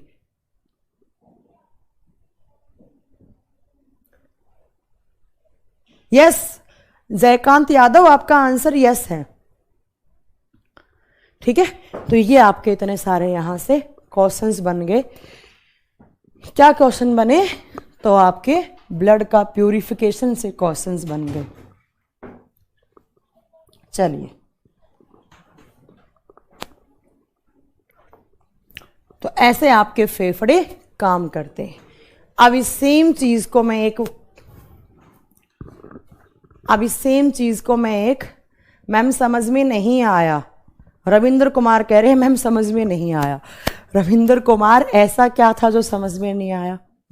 चलो, समझ में नहीं आया तो मैं एक फ्लो चार्ट बना रही हूं, मुझे लगता है इससे आपको समझ में आ जाएगा। ठीक है, देखिए ध्यान से समझना रविंद्र कुमार, इसके बाद मैं आपको रिपीट नहीं करूंगी। देखिए, सबसे पहले एयर, हवा, हवा कहाँ से एंटर करती है मैम? हवा हमारी नोज से एंटर करती है। नोज के बाद ये किस पार्ट पे आती है मैम? ये हमारे फेरिंक्स वाले पार्ट में आती है। फेरिंक्स से होती हुई कहाँ आती है मैम? ये हमारे एपिग्लोटिस में आती है। एपिग्लोटिस को हिंदी में क्या लिखेंगे? घाटी का ढक्कन। एपिग्लोटिस से होती हुई कहाँ जाएगी मैम? हमारे वॉइस बॉक्स के पास आएगी। वॉइस बॉक्स क्या होता है? लैरिंक्स। और लैरिंक्स किस पाइप पर जुड़ा हुआ होता है मैम? हमारी विंड पाइप से कनेक्ट होता है, हमारी श्वास नलिका से जुड़ा हुआ होता है, विंड पाइप से। और विंड पाइप इस एयर को कहाँ ट्रांसफ़र करती है? दोनों फेफड़ों के बीच में। और जब दोनों फेफड़ों के बीच में, नहीं, विंड पाइप से लंग्स मत लिखो वरना आप कंफ्यूज हो जाएगा। जब विंड पाइप डिवाइड होती है तो उसको हम क्या बोलते हैं? ब्रोंकाई। और ब्रोंकाई से ये एयर कहाँ जाती है? ब्रोंकिलस में जाती है। ब्रोंकिलस से कहाँ जाती है? एल्वेओली में। और एल्वेओली में कौन सा प्रोसेस होता है मैम? एल्वेओली में गैसियस एक्सचेंज का प्रोसेस होता है। कहने का मतलब है गैसों का आदान प्रदान होता है। और इसमें से क्या होता है? CO2 out and oxygen in होता है। अब एल्वेओली से प्योर ब्लड कहाँ जाता है? पल्मनरी वेन में। पल्मनरी वेन किससे जुड़ी हुई होती है? हमारे हार्ट के लेफ्ट ओरिकल से। जब लेफ्ट ओरिकल भरेगा कौन सा वाल्व खुलेगा? लेफ्ट ओरिकल भरेगा तो कौन सा वॉल्व खुलेगा? तो आप बताएंगे बाइकस्पिड। इधर कौन सा होता है? बाइकस्पिड। देन कहाँ जाएगा? लेफ्ट वेंट्रिकल में। लेफ्ट वेंट्रिकल से कौन कनेक्ट होता है? आयोटा। आयोटा किसको देगा? छोटी छोटी स्मॉल आर्टरीज को। और स्मॉल आर्टरीज क्या करती हैं? हमारे बॉडी ऑर्गन्स तक इस ऑक्सीजन को ट्रांसपोर्ट कर देती हैं। ये लो आपका रेस्पिरेटरी सिस्टम। प्लूरल मेम्ब्रेन भी प्लूरा को ही कहा जाता है। प्लूरल मेम्ब्रेन को भी प्लूरा को ही कहा जाता है। अब देखिए यहां पर इस एल्वियोली को हमने क्या बोला? Unit of lungs.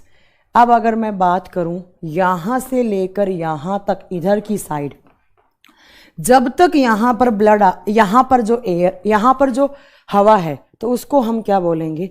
इसको हम क्या बोलेंगे? यहाँ इधर की साइड इन सब में क्या है मैम? एयर है। आप ऑक्सीजन नहीं कह सकते, आपको एयर ही बोलना पड़ेगा। बट अगर मैं इतने पार्ट में देखूंगी तो यहाँ पर क्या हुआ? प्यूरिफिकेशन का प्रोसेस। और इधर की साइड क्या प्रोसेस है? इधर की साइड क्या है? ऑक्सीजन।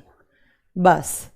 अब भी अगर आपको समझ में नहीं आया तो मैं कुछ नहीं कर सकती बेटा, आप बायोलॉजी पे गिव अप कर दो। अगर अब भी आपको समझ में नहीं आया तो आप गिव अप कर सकते हैं बायोलॉजी की क्लास में। ये आपको इतना का इतना याद रखना था। अब याद करना आपका काम है कि कैसे आया, कहाँ गया, क्या काम होता है। एक क्विक रिवीजन ले लो। नोज से एयर आया, नोज के अंदर सीलिया म्यूकस होता है, देन फेरिंग्स वो पार्ट होता है जो डाइजेस्टिव सिस्टम और रेस्पिरेटरी सिस्टम में कॉमन होता है। इसका काम क्या होता है? एयर को एपिग्लोटिस की तरफ भेजना। एपिग्लोटिस का काम क्या होता है कि खाने का, जो खाने वाले पार्टिकल्स होते हैं उनको वो कहाँ पर आने का रोक देता है? कहाँ पे आने का रोक देता है? हमारी विंड पाइप में। एपिग्लोटिस से नीचे की साइड क्या होता है? लैरिंक्स। बट लैरिंक्स किसके ऊपर होता है? सिर्फ विंड पाइप के ऊपर, जबकि एपिग्लोटिस दोनों के ऊपर होता है। ठीक है। और विंड पाइप से एयर कहाँ जाती है? ब्रोंकाई। विंड पाइप का प्राइमरी डिवीजन ब्रोंकाई, ब्रोंकाई का प्राइमरी ब्रोंकिलस, ब्रोंकिलस का प्राइमरी एल्वियोली। एल्वियोली यूनिट होती है, इसके अंदर क्या होता है? गैसेस का एक्सचेंज होता है। देन कहाँ जाता है? हार्ट में। हार्ट में कहाँ? लेफ्ट वाली साइड में। Left ventricle, iota, small arteries, body के ऑर्गन्स। अब अगर किसी को समझ में नहीं आया तो मैं हाथ जोड़ूं, मैं इससे ज़्यादा डिटेल में नहीं समझा सकती। इससे ज़्यादा इजी वे कुछ भी नहीं है समझने का। ये आपके लंग्स काम करते हैं ऐसे।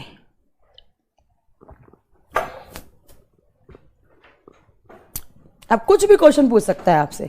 प्लूरा क्या होता है? मेडियास्टेनम क्या होता है? ब्रोंकाई क्या होता है?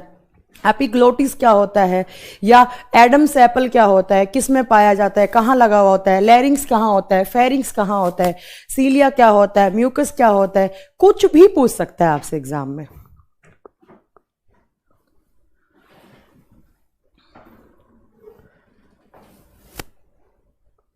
वॉइस कुछ खराब आ रही है क्या?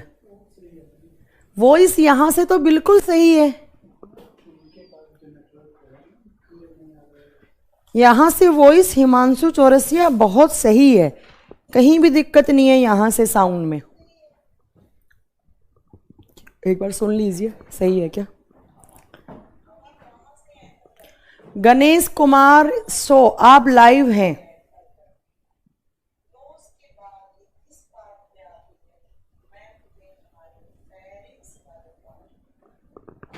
अभिजीत सरकार थैंक यू वेरी मच। अगर आप लोगों को समझ में आया तो अच्छी बात, और अगर नहीं समझ में आया तो उससे भी ज्यादा अच्छी बात। एक बार बताइए साउंड सही है? सौरभ कुमार कह रहे हैं थोड़ा सिलेबस को स्पीड में खींचिए। भैया मतलब खींच दूं मैं फिर? नरेंद्र सिंह आप एक कमेंट को 50 बार क्यों कर रहे हैं? पढ़ा देंगे हम ग्लाइकोलाइसिस क्रेब साइकिल। वैसे मैं बता देती हूँ कंपटीशन एग्जाम में ग्लाइकोलाइसिस क्रेब साइकिल नहीं आता है, तो नहीं पढ़ाना मुझे यहाँ पर। ना एनटीपीसी में आता है ये, ना सीजीएल पूछता है, ना आपका रेलवे या ग्रुप डी किसी में भी यहाँ से क्वेश्चन नहीं आते हैं। जो क्रेब साइकिल ग्लाइकोलाइसिस होता है नरेंद्र सिंह, वो या तो अकेडमिक्स में पूछा जाता है या नीट एमबीबीएस के एग्जाम में पूछा जाता है। तो यहाँ पे पढ़ाने का मतलब क्या है? इन बच्चों को समझ में ही नहीं आएगा। सौरभ मैंने आपका नाम ले लिया है, अगर आप समझ में नहीं आया तो फिर मैं क्या करूं? अब मैं मतलब कोई नागिन डांस करके पढ़ाऊं क्या तुम लोगों को? है अगर नहीं समझ में आया तो कोई बात नहीं, छोड़ दो, स्किप कर दो, आपके लायक नहीं है ये समझ लो। चलो, अब मैंने आपको कहा था कि हर चैप्टर के बाद मैं कुछ आपको की पॉइंट्स लिखवाऊंगी, तो वो आपको की पॉइंट्स अब पढ़ने हैं।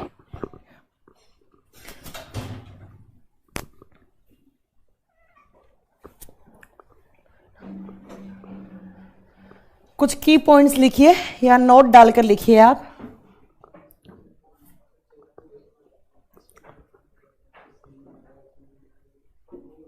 यार तुम लोगों की यही तो प्रॉब्लम है, बायो की क्लास लगती है तो केमिस्ट्री क्यों नहीं हो रहा, केमिस्ट्री की लगती है तो फिजिक्स क्यों नहीं हो रहा, फिजिक्स लग रहा है तो बायो क्यों नहीं हो रहा है।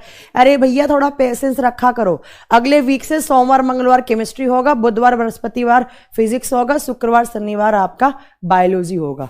2-2 दिन की क्लास बांट दी है मैंने। यार डबल वॉइस आ रही है, एक बार देख लो यार।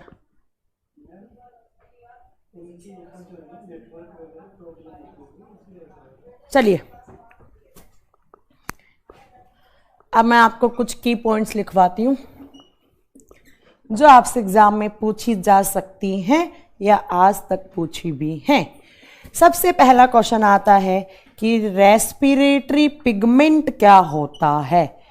Respiratory pigment of human body, मानव के शरीर का श्वसनी पिगमेंट क्या होता है? पहला पॉइंट लिखो इसको, मानव के शरीर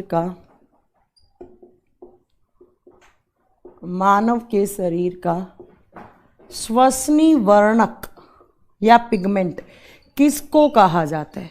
कहने का मतलब है क्या, श्वसन का मतलब क्या किया मैंने? ऑक्सीजन, है ना। और ऑक्सीजन किस में घुला हुआ होता है? ब्लड के अंदर। और ब्लड के अंदर किसके साथ सोल्यूबल होता है? तो आप क्या बताएंगे? हेमोग्लोबिन। तो यहां पर आंसर क्या होगा आपका? हेमोग्लोबिन। बहुत बार एग्जाम में पूछा हुआ है और पूछा जा भी सकता है। तो पहला क्वेश्चन क्या हो गया? आपसे पूछे respiratory pigments of human body is, आप क्या बताएंगे? हीमोग्लोबिन। बट अगर आपको याद हो तो मैंने बताया था कि जो ऑक्टोपस होते हैं उनका ब्लड कैसा होता है? नीले रंग का होता है। और नीले रंग के लिए कौन सा पिगमेंट होता है? तो नीले रंग के लिए मैम आपने बताया था हीमोसाइनिन। तो एक क्वेश्चन आता है कि ऐसे जीव जो मोलस्का किंगडम में, जो मोलस्का फाइलम में आते हैं और जो आर्थ्रोपोडा में आते हैं, आगे पढ़ाऊंगी ये आर्थ्रोपोडा क्या होता है, मोलस्का क्या होता है। कोई हिंदी में अलग नाम नहीं है। मोलस्का को मोलस्का बोलेंगे आर्थ्रोपोडा को आर्थ्रोपोडा बोलेंगे। ये क्या होते हैं? ये एनिमल किंगडम के फाइलम होते हैं जो आगे आप पढ़ोगे। इन दोनों का रेस्पिरेटरी पिगमेंट क्या होता है? आपको आंसर देना है हीमोसाइनिन। आपको आंसर देना है हीमोसाइनिन। कहने का मतलब है इनके ब्लड में ऑक्सीजन कौन ट्रांसपोर्ट करता है? हीमोसाइनिन। और यहाँ पर हीमोग्लोबिन। 2 क्वेश्चन, बहुत अच्छे क्वेश्चन 2 हो चुके हैं आपका। नेक्स्ट यहाँ पर की पॉइंट है, एक क्वेश्चन आता है कि ह्यूमन बॉडी में 1 मिनट में कितनी बार सांस लेते हैं? ह्यूमंस 1 मिनट में कितनी बार सांस लेते हैं?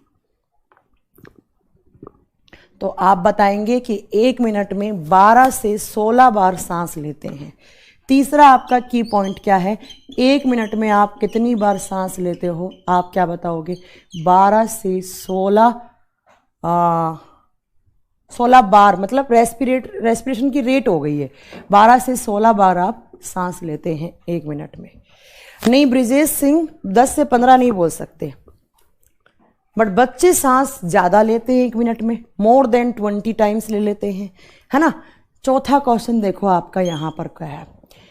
चौथा क्वेश्चन है यहाँ पे, रेस्पिरेटरी वॉल्यूम कितना होता है? आपसे एग्जाम में क्वेश्चन पूछा जाएगा कि हमारा जो रेस्पिरेटरी वॉल्यूम है वो कितना है। अब रेस्पिरेटरी वॉल्यूम को हिंदी में क्या बोलेंगे? श्वसन आयतन। कहने का मतलब है जब हम सांस लेते हैं और जब हम सांस छोड़ते हैं तो हम कितना सांस छोड़ते हैं, कितना हम सांस ले लेते हैं। बच्चों में मोर देन 20 हो जाता है, ठीक है। अब रेस्पिरेटरी वॉल्यूम को कैसे, इस रेस्पिरेटरी वॉल्यूम को कहा क्या जाता है? तो आप बता, इसको बोलेंगे टिडल वॉल्यूम। इस रेस्पिरेटरी वॉल्यूम का एक दूसरा नाम होता है टिडल वॉल्यूम। कभी कभी इसको टाइडल भी बोला जाता है, वैसे टिडल ज़्यादा अच्छा होता है बोलने में। टिडल वॉल्यूम आप जब गूगल करेंगे तो आपको टिडल कुछ और ही मिलेगा, गूगल पे नहीं मिलने वाला आपको। ये सिर्फ मेडिकल की जो अच्छी बुक्स होती है उनमें मिलने वाला है आपको, ठीक है।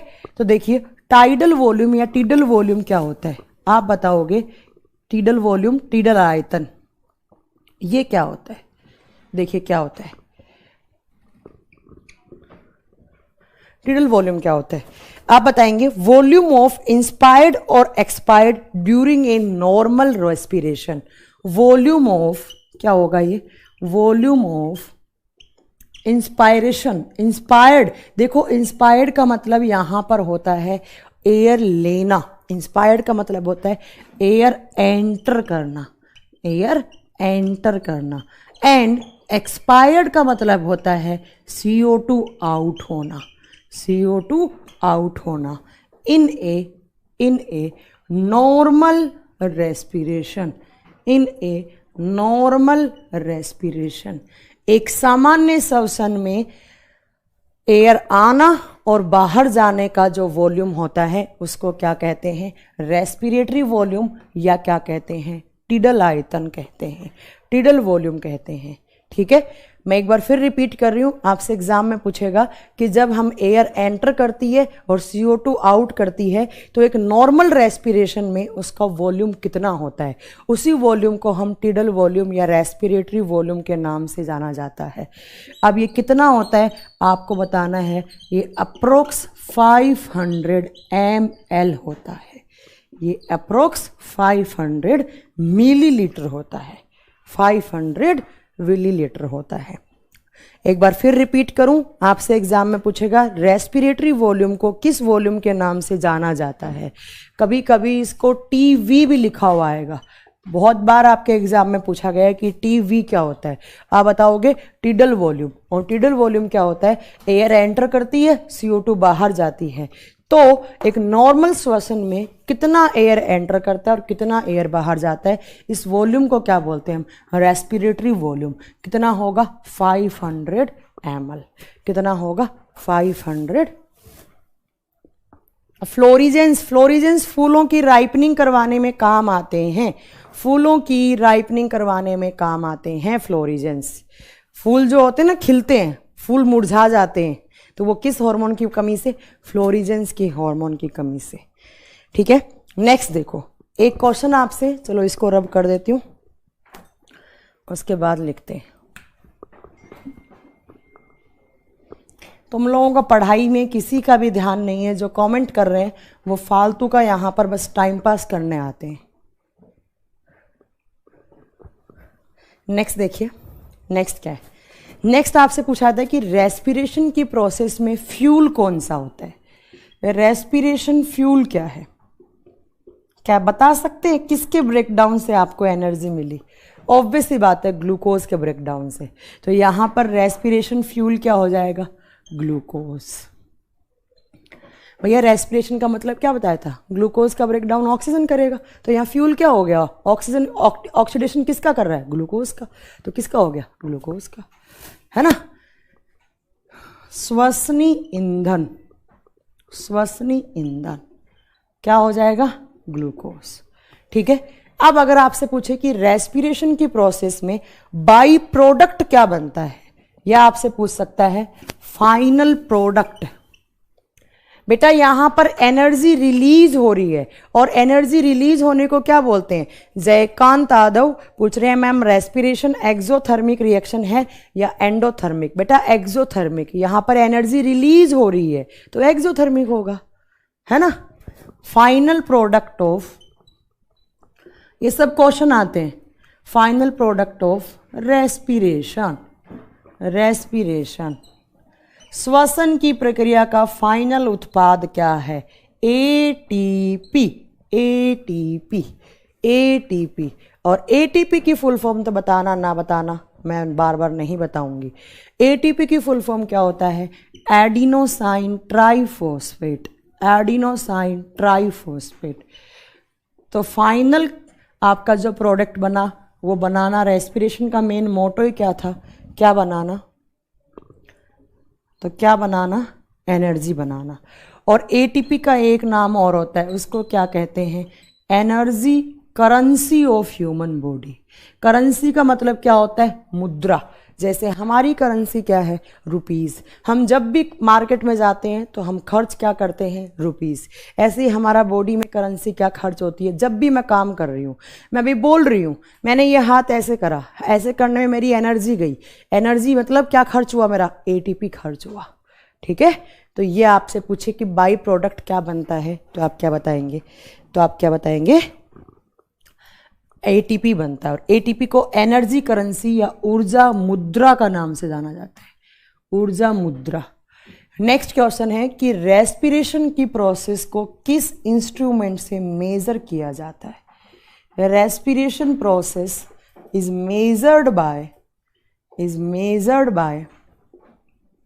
किस प्रोसेस से इसको मेजर किया जाता है? Is measured by spirometer, spirometer.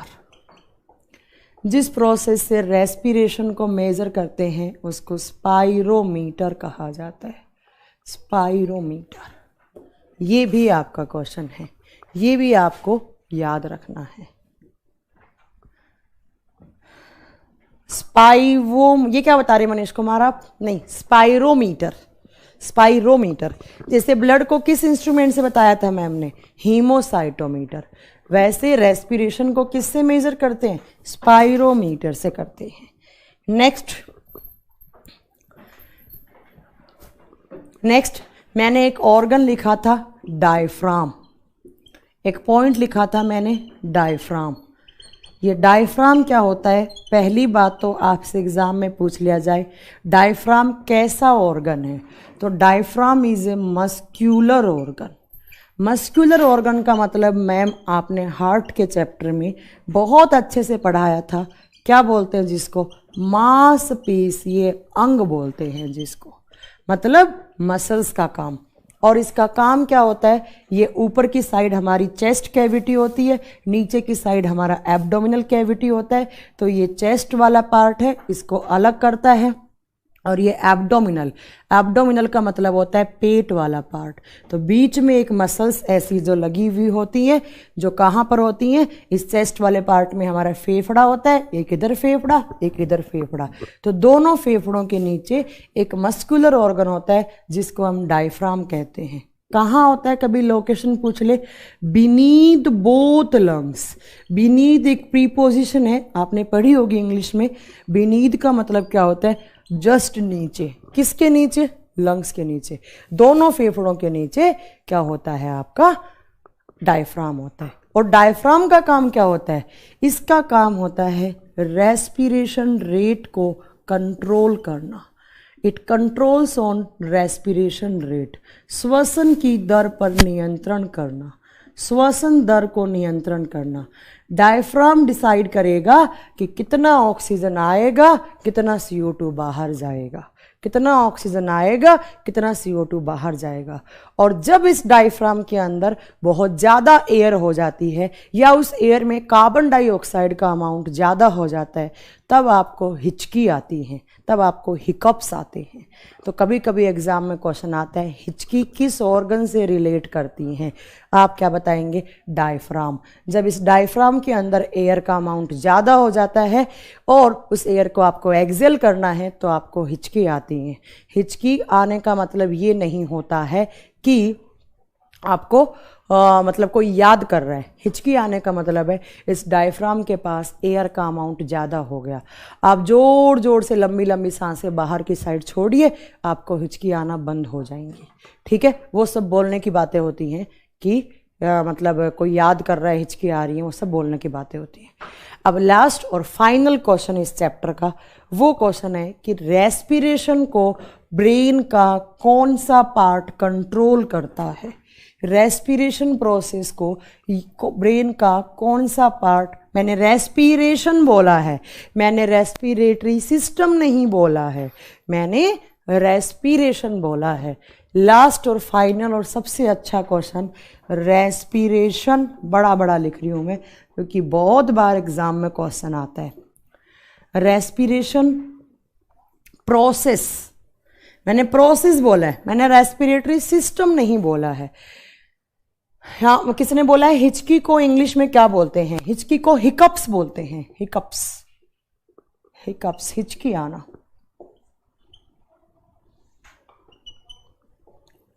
हिचकी आना।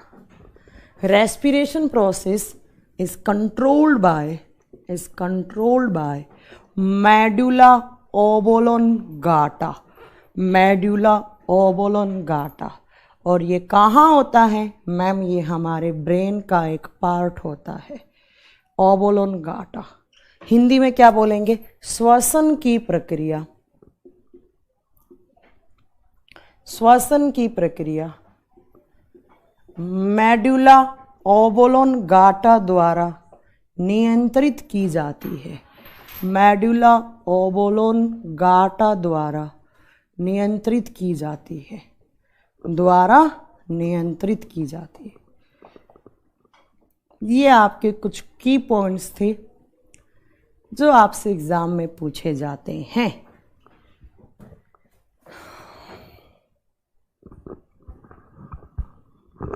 बेटा वो स्मेल के लिए होती हैं। कैविटी का मतलब गुहा होता है, गुहा, गुहा। ये आपका रेस्पिरेटरी सिस्टम मेरी साइड से कंप्लीट हो गया। अब आप जाने और आपका काम जाने कि कैसे आपको याद करना है, क्यों याद करना है।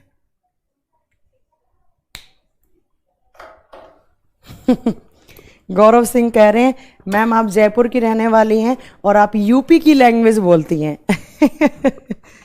ये तो आज तक का सबसे अजीब सा कुछ वो था। न्यूमोनिया कब होता है, न्यूमोनिया भी पढ़ा देंगे धर्मेंद्र, कब होता है, जब डिजीज करवाएंगे तो न्यूमोनिया टीबी सब पढ़ाएंगे आपको।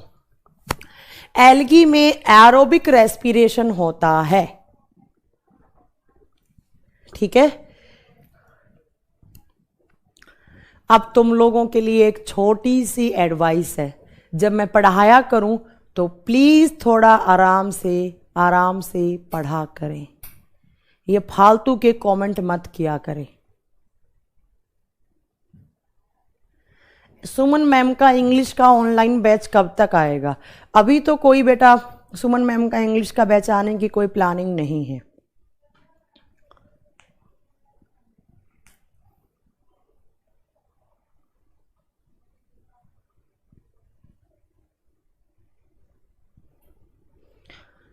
अनूप कुमार, कितनी बार बताऊं कि ब्लड का प्यूरिफिकेशन अगर गैस के सेंस में ले रहे हैं तो कहां पे? तो हमारे लंग्स में। जबकि अगर प्यूरिफिकेशन का केस अगर टॉक्सिक एलिमेंट के सेंस में ले रहे हैं तो किडनी में। सेकेंडरी डिवीजन ऑफ ट्रैकिया, क्या एक्सप्लेन करें इसको? ब्रोंकुलस होती है बेटा।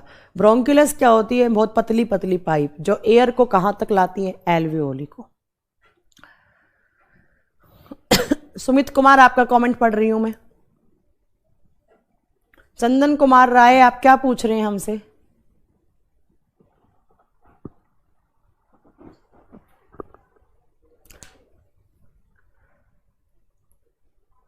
अजय राणा सर का बैच मेंस का तो अभी आ गया है। मेल और फीमेल में से ज्यादा कैलोरी की रिक्वायरमेंट लड़कियों को होती है। लड़कियों को एक दिन में 2400 से 2600 कैलोरी की रिक्वायरमेंट होती है नॉर्मल डे में, जबकि लड़कों को 2000 से 2200 कैलोरी की रिक्वायरमेंट होती है। लड़कियां ज्यादा काम करती हैं, ज्यादा बोलती हैं, ज्यादा एनर्जी खर्च होती है ना। अरे भैया, क्रैब साइकिल आपका कंपटीशन एग्जाम में नहीं आता है। नरेंद्र कुमार, आप किस कंपटीशन एग्जाम के लिए प्रिपेयर कर रहे हैं, क्या आप मुझे बता सकते हैं? ये जो आपका बैच है वो वनडे कंपटीशन एग्जाम के लिए है। यहां पर वही चैप्टर पढ़ाए जाएंगे जो आपके वनडे एग्जाम में पूछे जाते हैं, बस सीधी बात। मैम, ब्लड जब बाहर निकलता है बेटा, जब बाहर निकलता है तब उसमें हैपरिन नहीं होता है, और हैपरिन हमारे बॉडी के इंटरनल बॉडी टेम्परेचर जो होता है 37 डिग्री सेल्सियस, सिर्फ उसी पे काम करता है। जबकि बाहर खून आ गया तो उसका टेम्परेचर क्या हो गया? अलग हो गया। तो हैपरिन डीएक्टिवेट हो गया और क्लोटिंग प्रोटीन ज्यादा हो गए तो वो क्या कर देगा? क्लोट कर देगा। मैम, आपकी आवाज बहुत अच्छी है, thank you very much. Ma'am, fallopian tube क्या होता है? बेटा, फेलोपियन ट्यूब फीमेल ओवरी का पार्ट है। फेलोपियन ट्यूब वो वाला पार्ट होता है जहां पर ओवम बनता है, अंडाणु बनता है। Fallopian tube female reproductive organ का पार्ट होता है, ओवरी का पार्ट होता है बेटा। जब हमारा डॉक्टर ब्लड प्रेशर चेक करता है तो किस वेसल्स में चेक करता है बेटा? हमेशा आर्टरीज में करता है, क्योंकि आर्टरीज में ऑक्सीजन होता है और उसी का प्रेशर सही रहना चाहिए, है ना। मैम, आपने कहा कि टॉपिक से रिलेटेड पूछो, तो मैं आपसे रेस्पिरेटरी सिस्टम का ही पूछ रहा हूं। तो बेटा, रेस्पिरेटरी सिस्टम का पूछने के लिए मैं बता बैठी हूं यहाँ पे। अब तुम चाहते हो कि मैं तुम्हें मेडिकल लेवल का पढ़ा दूं तो वो इम्पॉसिबल है, क्योंकि ये बैच बेटा ये नीट के लिए नहीं है, ये एमबीबीएस के लिए नहीं है, ये सिर्फ किसके लिए बैच है? ये कॉम्पिटिशन एग्जाम के लिए। और कॉम्पिटिशन एग्जाम में ये ईटीएस, चैन या क्रैब साइकिल या ग्लाइकोलाइसिस नहीं पूछा जाता, तो मैं कैसे पढ़ा दूंगी यहाँ पर? मैम, रेस्पिरेशन, एंडोक्राइन और एक्सोक्राइन क्या पूछना चाह रहे हैं आप? उपेंद्र कुमार, नमस्ते। डायफ्राम सी आकार का होता है, ऐसे सी शेप का होता है। बेसोफिल्स क्या है? अरे भैया, कितनी बार बताएं बेसोफिल्स क्या होती हैं? बेसोफिल्स आपकी डब्ल्यूबीसी का एक टाइप होता है। Asthma is caused by bacteria और वायरस, दोनों ही गलत हैं Jaykant. Asthma is caused by dust particle और asthma is caused by fungus. एक फंगस होता है एस्परीजिलस फ्यूमिगेटस, उस फंगस के इन्फेक्शन से होता है, ना बैक्टीरिया सही है ना वायरस सही है। जयकांत, तुम इतने इंटेलिजेंट बच्चे होके कैसे गलत कर सकते हो? हाँ, लड़कियों को 2600 से 2800 कैलोरी की रिक्वायरमेंट होती है, जबकि लड़कों को कितनों की होती है? 2000 से 2200 कैलोरी में भी काम चला लेते हैं।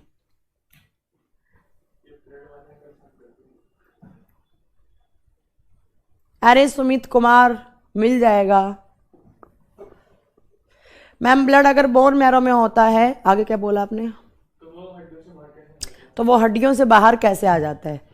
हड्डियों से बाहर चल के आ जाता है।